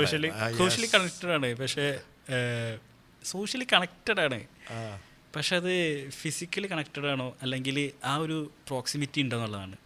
ഇപ്പം ഒരാൾ നീയായിട്ട് കണക്റ്റഡ് ആണ്, പക്ഷേ ആ കണക്ഷൻ ആ ഒരു പാത്തിലൂടെ മാത്രമേ ഉള്ളൂ. അതായത് വാട്സപ്പ് വഴിയോ അല്ലെങ്കിൽ കോള് വഴിയോ ആൾക്കാർ എന്താണ് കല്യാണം കഴിക്കുന്നു അതിലൂടെ. അതെ, സോഷ്യൽ മീഡിയ വെച്ച് കല്യാണം കഴിക്കുന്നുണ്ട്. ഗുണങ്ങളുണ്ട്, കോട്ടങ്ങളുണ്ട്, ഗുണങ്ങളില്ലാതല്ല. പക്ഷേ ആ ഒരു സാധനം ഇപ്പോഴും ഉണ്ട്. നമ്മൾ ആ ഒരു പ്രോക്സിമായിട്ടാണോ കാണുന്നത് കല്യാണം കഴിക്കുന്നത്? അല്ല, ഒരുപാട് സാഹചര്യങ്ങളിൽ ആൾക്കാർക്ക് കണക്ട് ചെയ്യാൻ പറ്റുന്നുണ്ട്. ഇപ്പോൾ മുന്നത്തെ കാലത്ത് സെപ്പറേറ്റഡ് ആയിട്ട് പോയിട്ട് ആൾക്കാർ കമ്മ്യൂണിക്കേറ്റ് ചെയ്യാൻ പറ്റാത്ത ആ സാഹചര്യത്തിൽ ലോങ് ലോസ്റ്റ് ഫ്രണ്ട്സ് കിട്ടുന്നുണ്ട്. മുന്നത്തെ കാര്യത്തിൽ നമുക്ക് ആലോചിക്കാൻ പറ്റില്ലായിരുന്നു. ഗുണങ്ങളുണ്ട്, ഇല്ലാന്നല്ല. പക്ഷെ ആദ്യമൊക്കെ വരുമ്പോൾ എപ്പോഴും ഭയങ്കര രസമായിരിക്കും. പിന്നെ അത് ആകെ അതിൽ മാത്രം ആയി പോകുമ്പോഴാണ് പ്രശ്നം ആവുന്നത്. അതായത് ആ ഒരു വിർച്വൽ റിയാലിറ്റി അല്ലെങ്കിൽ ആ റിയാലിറ്റിയാണ് റിയാലിറ്റി എന്നുള്ളൊരു ഇതിലാവ് പോകുമ്പോഴാണ്. പിന്നെ ഈ കമന്റ്സ് വായിക്കുന്നൊരു സാധനം ആൾക്കാർ ഇരുന്ന് കമന്റ് റിയാക്ഷൻ വീഡിയോ ഒക്കെ ഞാനും കുറെ റിയാക്ഷൻ വീഡിയോ ഒക്കെ കണ്ടിരുന്നു. അപ്പൊ എന്താണ് നമുക്ക് അതില് രസമാവുന്നതാണ്. നമ്മൾ കണ്ടൊരു സാധനം വേറെ ആള് റിയാക്ട് അപ്പൊ അത് കണ്ടിട്ട് നമുക്ക് അപ്പൊ എന്താണ് എന്താ അതില് നമ്മളായിട്ട് ആൾക്കാർ കണക്ട് ചെയ്യുന്നുണ്ട്. കണക്ട് ചെയ്തല്ലോ നമുക്ക് ചിലപ്പോ എന്റർടൈൻ ചെയ്യുന്നത് സ്വയമായിട്ട്. ചില ആളുകൾ അങ്ങനെയായിരിക്കാം ചിലപ്പോ, അറിയില്ല. ഞാൻ ഒന്ന് രണ്ടെണ്ണം കണ്ടിട്ടുണ്ട്. എൻ്റെ ഇത് വെച്ചിട്ട് പറയുകയാണെങ്കിൽ, ഞാൻ ഈ south Indian movies north Indians കാണുമ്പോൾ അവരുടെ എക്സ്പ്രഷൻസ് അപ്പോൾ അവരുടെ എക്സ്പ്രഷൻ നമുക്ക് അത് കാണുമ്പോൾ നമുക്ക് ഓഹോ ഇങ്ങനെയൊക്കെ ആണല്ലോ. ഒരാളുടെ എക്സ്പ്രഷൻ കാണുമ്പോൾ നമുക്കൊരു ടച്ച് ഉണ്ടാവും. ചിലപ്പോൾ അതിനായിരിക്കാം. മേ ബി അതാ സന്തോഷം നൽകുന്നുണ്ട്, കണക്ട് ചെയ്യാൻ പറ്റുന്നുണ്ട് എന്നുള്ളതാണ്. അതന്നെയല്ല എല്ലാവരും തേടി നടക്കുന്നതാണ്. ഇപ്പോൾ മറ്റേ ഒരു വീഡിയോ പറഞ്ഞാൽ ഈ റീലിലൊക്കെ കാണുന്ന സാധനമാണ് സത്യം. പക്ഷെ 2 ന്യൂറോൺസ് വെച്ചിട്ട് അതിങ്ങനെ കണക്ട് ചെയ്യാൻ നോക്കുന്ന കണ്ടിട്ടില്ലേ? 2 ന്യൂറോൺ ഇങ്ങനെ പാത്ത് അന്വേഷിക്കുന്ന നമ്മുടെ ബ്രെയിനിന്റെ സെല്ലുകൾ, അത് അതിനെങ്ങനെ ഒറ്റയ്ക്ക് ഇങ്ങനെ നോക്കുമ്പോൾ അതിങ്ങനെ ചുറ്റും കണക്ഷന് വേണ്ടി പരതുന്ന മെമ്മറീസ് പരതാണ്. ഒരു കണക്ഷൻ കിട്ടിയിരുന്നെങ്കിൽ വേറെ ന്യൂറോണെ കണക്ട് അതേമാതിരി തന്നെ ആയിരിക്കും ഹ്യൂമൻസ് അല്ലേ? ആയിരിക്കും. കാരണം ഇപ്പൊ എത്ര ഇൻട്രോവേർട്ട് ആയിട്ടുള്ള ഒരാളാണെങ്കിലും അയാള് സോഷ്യലി അതിന്റെ ഉള്ളിൽ തന്നെയാണല്ലോ, ഫുള്ള് കംപ്ലീറ്റ് അതിന്റെ പുറത്തല്ലല്ലോ. പുറത്താണോ, പുറത്ത് കംഫർട്ടബിൾ ആണോ എന്നുള്ളതാണ്. ഇൻട്രോവേർട്ട് അറിയില്ല ചോദിക്കുക, അത് മനസ്സിലായി. ഇപ്പൊ അയാളാണെങ്കിലും സൊസൈറ്റിയുടെ ഉള്ളിൽ തന്നെയാണല്ലോ, നമ്മളതിന്റെ പുറത്തല്ലല്ലോ. നമ്മളെ കംഫർട്ടബിലിറ്റി പറഞ്ഞാൽ അതിന്റെ ഉള്ളിലാണ്. നമ്മള് എന്തൊരു കോൺഫിഡൻ്റ് ആണ് ഹ്യൂമൻ ബീങ്സ് കോൺഫിഡൻ്റ് ആണ്. പക്ഷെ എല്ലാ ആൾക്കാരും ഒരേപോലെ വയേർഡ് അല്ലല്ലോ. സത്യം. ഇപ്പോൾ ഈ കാര്യം പറഞ്ഞപ്പോൾ എനിക്ക് ഓർമ്മ മറ്റേ ഉറുമ്പുകളുടെ കോളനി കണ്ടിട്ടുണ്ടോ? ഉറുമ്പുകളെല്ലാം ഉറുമ്പുകൾ തന്നെയാണ്. പക്ഷേ ആ ഉറുമ്പുകളിൽ ഓരോത്തിനും ഓരോ സ്പെസിഫിക്കേഷൻസ് ഉണ്ട്. മനുഷ്യന്മാരും അങ്ങനെ വയേർഡായിരിക്കും ചിലപ്പോൾ അവരുടെ തോട്ട്സ്. ഉറുമ്പുകളിൽ ശരിക്കും ഒരു കോമൺ ഒരു ഫെറമോൺസിന്റെ കളി വരുന്നില്ലേ? ശരിക്കും ഒരു റാണി ഇങ്ങനെ ശരിക്കും ഐറ്റങ്ങളെ കൺട്രോൾ ചെയ്യല്ലേ ചെയ്യാനായിട്ട് അങ്ങനെ തോന്നിയിട്ടുള്ളത്. റാണിയാണ് മെയിനായിട്ട്. ആ റാണി പോയിട്ടുണ്ടെങ്കിൽ പിന്നെ ആ കോളനി ഇല്ല എന്നുള്ളതാണ്. ഇടയ്ക്ക് റാണിനെ ഇവര് ഇതാക്കുമല്ലോ. റാണിനെ എന്താണ് പൈററ്റ്സ് ചെയ്യുക, തിരിച്ച് മ്യൂട്ടിനി ചെയ്യുമല്ലോ. കാരണം റാണി ചില സമയത്ത് കൂടുതൽ സോൾജേഴ്സിനൊക്കെ ഉണ്ടാക്കാൻ നോക്കുമ്പോൾ ഇടയ്ക്ക് മ്യൂട്ടിനി ചെയ്തിട്ട് പുതിയ ക്വീൻസിന്റെ അടുത്ത ഇതിൽ നിന്ന് പ്രൊമോട്ടൊക്കെ ചെയ്യുമല്ലോ. അങ്ങനത്തെ കുറെ കാര്യങ്ങൾ നടക്കുമല്ലോ അവിടെ. ഭയങ്കര ഇൻട്രസ്റ്റിംഗ് സോഷ്യൽ ഇതാണ്. അപ്പോൾ അതുപോലെ തന്നെ ഓരോ ആൾക്കാരും വയേർഡായിട്ട് ആസ് എ സ്പീഷിയാണ് ഞാൻ പറയുന്നത്. ഹ്യൂമൻസ് ആസ് എ സ്പീഷി എടുത്തു കഴിഞ്ഞാൽ എന്താണ് ഭയങ്കര ഡിസ്ട്രക്റ്റീവ് ആണെന്ന് പറയുന്ന ഒരു വാദം വരുമ്പോൾ പക്ഷെ ഞാൻ ഇതിനെ ഒപ്പോസ് ചെയ്യുന്ന കാര്യം എനിക്ക് തോന്നിയിട്ടുള്ളത്. ഡിസ്ട്രക്ഷൻ ഉണ്ട്, ഇല്ല എന്നല്ല പറയുന്നത്. പക്ഷെ അപ്പം ഏത് സ്പീഷിയാണ് അതിനെ അങ്ങനെ ചെയ്യാത്തതെന്നുള്ളതാണ്. നമ്മളിപ്പോൾ ഹ്യൂമൻസ് ശരിക്കും എത്ര സ്പീഷിനെ ഉള്ളിലൂടെ സമ്മതിക്കുന്നുണ്ട്. നമ്മളൊരു ഒംനിവോർ ആയിട്ട് പോലും നമ്മൾ എത്ര സ്പീഷിനെ നമ്മളെ ചുറ്റും സർവൈവ് ചെയ്യാൻ സമ്മതിക്കുന്നുണ്ട്. അത് ശരിക്കും ഒരു ക്വാളിറ്റി ആയിട്ട് കാണേണ്ടതെന്നുള്ളതാണ്. ഇപ്പോൾ പൂച്ചയാവട്ടെ മറ്റേതൊക്കെ ആവട്ടെ, ഭക്ഷണത്തിലല്ലെങ്കിൽ പോലും അതൊരു ചിലപ്പോൾ ചില ഫുഡ് ചെയിനിലില്ലാത്ത ഇതാണെങ്കിൽ നെഗ്ലക്റ്റ് ചെയ്ത് ഇടും. പക്ഷേ എല്ലാ ലിവിങ് ബീങ്സിനും ഒരു വൺ പ്ലാനറ്റാണല്ലോ നമ്മളത്. ഒറ്റ പ്ലാനറ്റുള്ളൂ. അതിലാണ് ഈ മില്യൺസ് ഓഫ് വെറൈറ്റീസ് സ്പീഷീസസ് ഉള്ളത്. അപ്പം എല്ലാവർക്കും ഒരു അവരുടെ സ്പേസുകൾ ഉള്ള ഒരു അണ്ടർസ്റ്റാൻഡിങ് ഉള്ളതുകൊണ്ടാണോ ഇത്രയും ഡിസ്ട്രക്റ്റീവ് പവേഴ്സ് കയ്യിലുണ്ടായിട്ടും. പക്ഷെ ആ ഒരു അണ്ടർസ്റ്റാൻഡിങ് കൊണ്ടായിരിക്കും ചിലപ്പോൾ ഇത് മെയിൻറ്റെയിൻ ചെയ്യണമെന്നുള്ള എൻ്റെ ഒരു ഇത്. അങ്ങനെയായിരിക്കൂലേ? ഡിസ്ട്രോയ് ചെയ്യണ്ടെന്നുള്ളതല്ല, ഡിസ്ട്രോയ് ചെയ്യലുണ്ട്. ഈ ലോക്കസുകളൊക്കെ മൈഗ്രേറ്റ് ചെയ്തിട്ട് നമ്മുടെ പാഡി ഫീൽഡ്സൊക്കെ അറ്റാക്ക് ചെയ്യുന്ന സമയത്ത് ഹ്യൂമൻസ് ലിറ്ററലി അവരെ അതായത് വൈപ്പ് ഔട്ട് ചെയ്യാണ്. കാരണം ഫുഡാണ് നഷ്ടപ്പെടുന്നത്. ഫസ്റ്റ് പ്രയോറിറ്റി ഫുഡിനാണ്, പിന്നീട് ആ ഒരു സ്പീഷ്യസിനുള്ളത്. അപ്പോൾ അവൻ്റെ സർവൈവലാണ് മാറ്റർ. അതിന് കോട്ടം തട്ടാടത്തോളം കാലം ഇറ്റ്സ് ഓക്കെ. കടുവനെ അവിടെ കൂട്ടിലൊന്നല്ല ഇട്ടിട്ടുള്ളേ. നമ്മള് കടുവനെ കുറച്ച് കൂട്ടിലിട്ടിട്ടുണ്ട്, ഓക്കെ, അഗ്രി ചെയ്യുന്നുണ്ട്. പക്ഷെ ബാക്കിയുള്ളതിനൊക്കെ തുറന്ന് വിട്ടിക്കല്ലേ, നമ്മളെ കാട്ടുകൂടി തുറന്ന് വിട്ടിക്കല്ലേ, ഓപ്പൺ ആയിട്ടുള്ള ജംഗിളിലാണ്. പക്ഷെ കൺഫൈൻ ചെയ്തിട്ടുണ്ട്. കാരണം മക്കളൊക്കെ ഉണ്ട്, ചുറ്റും ഓടി നടക്കുന്നുണ്ട്. നമുക്ക് ഇപ്പോഴത്തെ ഒരു സിംഹം ഇങ്ങനെ ഫുട്ബോൾ കളി കാണുന്നുണ്ട്, കണ്ടത് സിംഹം ആഫ്രിക്കയില് മസായി എവിടെയാണോ ആഫ്രിക്കയിൽ സിംഹം ഇങ്ങനെ ഫുട്ബോൾ കാണുന്നത്. നമ്മള് അതേപോലെ ആയിട്ടില്ല. പക്ഷെ എന്നാലും ഇത് മനസ്സിലാക്കിയതിന് ശേഷം നമ്മൾ അതിനെ പ്രിസർവ് ചെയ്യാൻ നോക്കിയിട്ടില്ല എന്നുള്ളതാണ്. അപ്പോൾ കുറേ എണ്ണം എക്സ്റ്റിങ്ക്റ്റ് ആയിപ്പോയി. അന്ന് അങ്ങനെയായിരുന്നു, ഭയങ്കരമായിട്ട് കൺസ്യൂം ചെയ്തിരുന്നു, വെറുതെ ഫോർ ദ ഫണ്ണ് കൊന്നിരുന്നു ഒക്കെ ഉണ്ടായിരുന്നു. പക്ഷെ ഇത് ഇങ്ങനെ ഇത് പോവാണെന്ന് അറിഞ്ഞപ്പോൾ അതിൻ്റെ ഒരു പ്രിസർവേഷൻ ഹ്യൂമൻ ബീങ്സ് ചെയ്തില്ല എന്നുള്ളതാണ്. ചെയ്തിട്ടുണ്ട്. കടുവയാവട്ടെ ഇതൊക്കെ ആവട്ടെ ഭയങ്കര റിക്കവറി നടക്കുന്നുണ്ടല്ലോ. കടുവേൻ്റെ കാര്യത്തിൽ നന്നായിട്ട് ടൈഗർ റിസർവ് ആയിട്ട് നന്നായിട്ട് ഇമ്പ്രൂവ്മെൻ്റ് ഉണ്ട്. ഭയങ്കര റിക്കവറി നടന്നിട്ടുണ്ട്. നല്ല വ്യത്യാസമുണ്ട്. അതങ്ങനെ മെയിൻറ്റെയിൻ ചെയ്ത് പോരുന്നുണ്ട്. അതെ അതെ. പിന്നെ എന്താ വെച്ചാൽ പിന്നെ മനുഷ്യന്മാരെ മേത്തിലേക്ക് എടുത്തു കഴിഞ്ഞാൽ പിന്നെ കോൺഫ്ലിക്റ്റ് ഉണ്ടാകുമ്പോൾ പിന്നെ അത് ഫസ്റ്റ് പ്രയോറിറ്റി എന്ന് പറയുന്നത് അതാണ്. മനുഷ്യന്മാർക്ക് എപ്പോഴും സർവൈവ് ചെയ്യുക എന്നുള്ളതാണ്. അവിടെ എന്തായാലും കോൺഫ്ലിക്റ്റ് വരും, ഇമോഷൻസ് വരും, ബാക്കിയുള്ള കാര്യങ്ങൾ വരും. പ്രയോറിറ്റി അവൻ്റെ സർവൈവ് എന്താണെന്നുള്ളത് അതാണ് മെയിനായിട്ടുള്ളത്. അത് ആ ഒരു അണ്ടർസ്റ്റാൻഡിങ്ങിലാണ് ഇങ്ങനെ എല്ലാവരും ആ ഒരു പ്ലാനറ്റിൽ ഇങ്ങനെ സർവൈവ് ചെയ്ത്. അതെ അതെ. ശരിക്കും പുറത്തേക്ക് നോക്കണം തന്നെ എനിക്ക് പറയാനുള്ളത്. കാരണം അവിടെയാണ് കിടക്കുന്നത് ശ്രീ അല്ലേ. നമ്മൾ ഇൻഡസ്ട്രിയലർ ആവുന്നതെന്ന് ആലോചിച്ച് നോക്കി. നമ്മളൊക്കെ കുറച്ച് അല്ലേ കുറച്ച് വയസ്സാകുമ്പോഴെങ്കിലും ഒന്ന് പുറത്ത് സ്പേസ് ഒന്ന് ഒക്കെ കണ്ട് ഒന്ന് അല്ലേ മൂണിലൊക്കെ ഒന്ന് പോയി ചായയൊക്കെ കുടിച്ച് മൂടാണല്ലേ അല്ലേ. ഇപ്പൊ നമ്മള് ടൂറ് പണ്ട് നമ്മുടെ ആൾക്കാര് തമാശക്ക് പറഞ്ഞ കാര്യങ്ങളാണ്. ഇപ്പൊ ചന്ദ്രനിൽ പോയിട്ടുണ്ടെങ്കിൽ അവിടെ ഉണ്ടാവും ഒരു ചായപ്പീടിയ, അതുള്ള മലയാളീന്റെ ചായപ്പീടിയ. ഇനിയിപ്പോ ചിലപ്പോ ഒരു 100 കൊല്ലം കഴിച്ചിട്ടുണ്ട്, 100 കൊല്ലം കഴിയണമെന്ന് അറിയില്ല. ചിലപ്പോൾ അത് പോസിബിൾ ആവും ചന്ദ്രനിലോ മാസിലോ. അതെ, ഇൻസ്പയർഡ് ആയിട്ട് ചെയ്യാന്നുള്ളതാണ് അല്ലേ സത്യം. നമ്മൾ തന്നെ നമ്മുടെ ഈ ഇപ്പോഴത്തെ ജനറേഷൻ ആലോചിച്ചിട്ടുണ്ടോ? ഈ ഒരു 10 വർഷം മുന്നേ നമ്മൾ മാസിൽ പോയിട്ട് ഇല്ലല്ലോ. 10-15 വർഷം മുന്നേ നമ്മൾ ആലോചിച്ചിട്ടേ ഇല്ല മാസിൽ പോവേ. അത് എന്താണ് ഈ പറയുന്നത്? മൂണില് പോയി വന്ന് ഇപ്പോഴും അതൊരു അതന്നെ ഇപ്പൊ ഭയങ്കര ഡിബേറ്റബിൾ ആണ്. ഭൂമി ഉരുണ്ടിട്ടാണോ എന്നുള്ള ഇതുവരെ എപ്പോഴും സംശയത്തിലാക്കുന്നത്.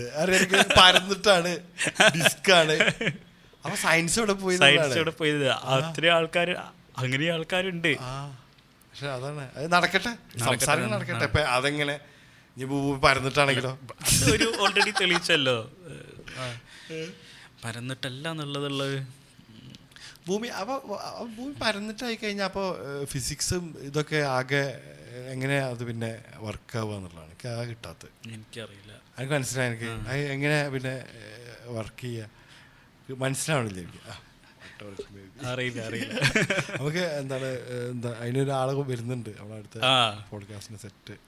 ഇവിടുത്തെ ആൾക്കാരെ ഇപ്പോൾ എന്താണ് ലൈക്ക് നല്ല ഡിബേറ്റ്സ് കാണുമ്പോഴേ, ജോർദൻ പീറ്റേഴ്സിൻ്റെയും മറ്റേ സീസക്കിൻ്റെ ഒക്കെ ഡിബേറ്റ് ഉണ്ടായിരുന്നു. എന്ത് രസമുള്ള ഡിബേറ്റാണ്, പോയിന്റ്സ് പറയാ. പിന്നെ അതിനൊരു ഭയങ്കര സിവിലൈസ്ഡ് ആയിട്ടുള്ള ഡിബേറ്റാണ്. ശശി തരൂരൊക്കെ അതിന് പറ്റിയ ആളാണ്. ശശി തരൂരിൻ്റെ ഡിബേറ്റ് കണ്ടിട്ടില്ലേ? ഡിബേറ്റ് ഫാക്ട് വെച്ചിട്ടുള്ള കാര്യങ്ങളാണല്ലോ. അതെ, അതിനെങ്ങനെ ആർട്ടിക്കുലേറ്റ് ചെയ്യുന്നത് ഭയങ്കര മാറ്ററാണ്. പിന്നെ അവര് ഓപ്പോസിറ്റ് എന്താന്ന് പറയുന്നുള്ളൊരു അതിനെ അവർ മാനിക്കുന്നുണ്ട്. അതെ, കേൾക്കുന്നുണ്ട്. കേട്ടിട്ട് അതിന് മറുപടി പറയാനുള്ളൊരു. നമ്മളിവിടെയൊക്കെ ശരിക്കും തർക്കങ്ങൾ വരുമ്പോൾ ശരിക്കും ഈ പൊളിറ്റീഷ്യൻസൊക്കെ എന്ന് പറഞ്ഞു കഴിഞ്ഞാൽ തല്ല് കൂടുന്നതിലേക്ക് എത്തുന്നുണ്ട്. ഫൈറ്റ് ചെയ്യുന്നുണ്ട്. അതായത് ലാസ്റ്റ് താനെന്ന് വിളിക്കണ്ട എന്നിട്ട് ലൈക്ക് ഒരു സംഘർഷാവസ്ഥയിലേക്കാണ് എത്തുന്നത്. ഒരു നല്ലൊരു കോൺവെർസേഷൻ പാർട്ടികൾ തമ്മിൽ അങ്ങോട്ടും ഇങ്ങോട്ടും ഈ മറ്റവരെ താറടിക്കുക അല്ലെങ്കിൽ അങ്ങനത്തെ രീതിയിലല്ല നല്ലൊരു കോൺവെർസേഷൻ നമ്മളിവിടുത്തെ പൊളിറ്റിക്കൽ പാർട്ടീസ് നടത്തുന്നത് ഞാൻ കണ്ടിട്ടില്ല. അത് നടത്തുന്നവരുണ്ട്, പക്ഷെ അത് പ്രൊജക്റ്റ് ചെയ്യണത് ഏറ്റവും ഭയങ്കര ഫൈറ്റിലേക്ക് പോകുന്നൊരവസ്ഥയിലേക്ക് വരുമ്പോഴാണ് ആ ഒരു കോൺവെർസേഷൻ എപ്പോഴും പ്രൊജക്റ്റ് ചെയ്യപ്പെടുന്നത്. ഹെൽത്തി കോൺവെർസേഷൻ എപ്പോഴും നടക്കുന്നുണ്ട്, രാഷ്ട്രീയക്കാരായാലും ബാക്കിയുള്ള ജനങ്ങളായാലും അണികളായാലും എല്ലാവരായിട്ടും.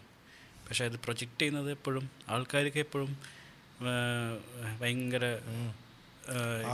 ആ ഒരു ഇതിലാണല്ലോ.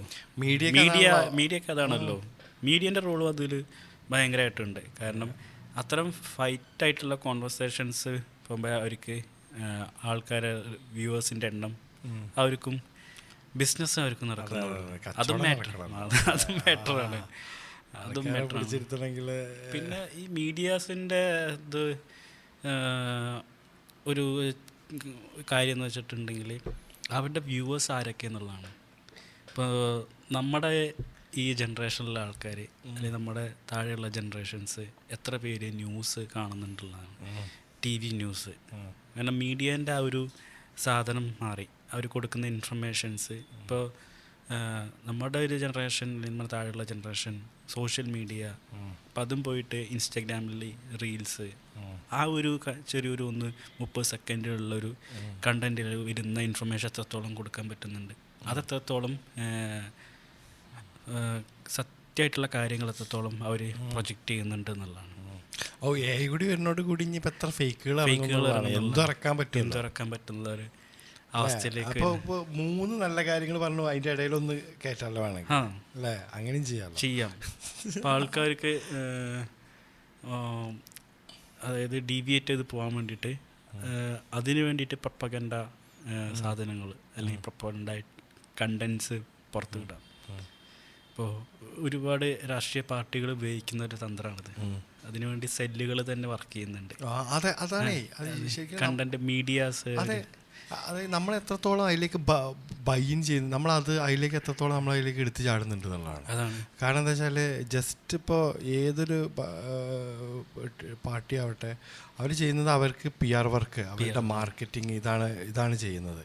അവർ ശരിക്കും ജനങ്ങളെ ശരിക്കും എന്താ പറയാ, നമ്മളെ എന്തോരം പൊട്ടന്മാരാക്കിയിട്ടാണ് ഇവർ കളിക്കുന്നത് എന്നുള്ളതാണ്. വളരെ ചില ഫാക്റ്റുകളല്ലാത്ത കാര്യങ്ങൾ പുറത്തു വിടുന്നുണ്ട്.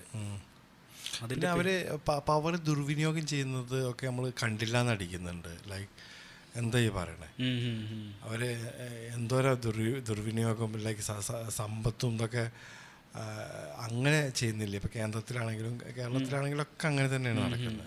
അവരിഷ്ടം തോന്നിയ പോലെ കേന്ദ്രത്തിലൊക്കെ വളരെ ബൈ ചെയ്തിട്ടുള്ളൊരു മീഡിയാസ് തന്നെ ഇപ്പോൾ എല്ലാതും അവരുടെ കീഴിലല്ല. പിന്നെ അവർക്കെതിരെ പറഞ്ഞു കഴിഞ്ഞാൽ എനിക്കെപ്പോഴും തോന്നിയിരുന്നു, ഞാൻ പണ്ട് സപ്പോർട്ട് ചെയ്തിരുന്ന, ഇപ്പോൾ സപ്പോർട്ടൊന്നുമില്ല സത്യം പറഞ്ഞാൽ, ഒന്നിനും അങ്ങനെ ഇല്ലാത്തൊരവസ്ഥയിലപ്പോൾ നിൽക്കുന്നത്. പക്ഷേ പണ്ടൊക്കെ സപ്പോർട്ട് ചെയ്തിരുന്ന പാർട്ടി തന്നെ അവരെ ആരെങ്കിലും എതിർത്ത് പറഞ്ഞാൽ അത് അവൻ ഫേക്കാണ് അല്ലെങ്കിൽ അവൻ ശരിയല്ല പറയുന്നത് എന്നുള്ള അങ്ങനത്തെ ഒരു ആറ്റിറ്റ്യൂഡിലാണ് നിൽക്കുക. ശരി, അങ്ങനെ നിന്ന് കഴിഞ്ഞിട്ട് എന്താ കാര്യം?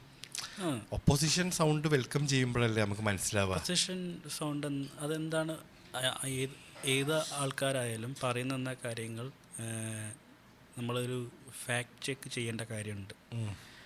അതായത് അതേപോലെ വിശ്വസിച്ച് എടുക്കണ്ട എന്നുള്ളതാണ്. ഇപ്പോൾ നമുക്ക് ഒരുപാട് ഇൻഫർമേഷൻസ് വരുന്നുണ്ട്, അതിൽ ഏതാണ് സത്യം ഏതാണ് കള്ളം കണ്ണടച്ച് നമുക്ക് വിശ്വസിക്കാൻ ഒരിക്കലും പറ്റില്ല. ഞാൻ ദിലീപിന് 2-3 റീൽസ് അയച്ചു കൊടുത്തിട്ടോ അവനെ ഫാക്ട് ചെക്ക് ചെയ്തിട്ട് ഇതല്ല കേട്ടോ പറഞ്ഞിട്ടുണ്ട് ഇട്ടിരുന്നു.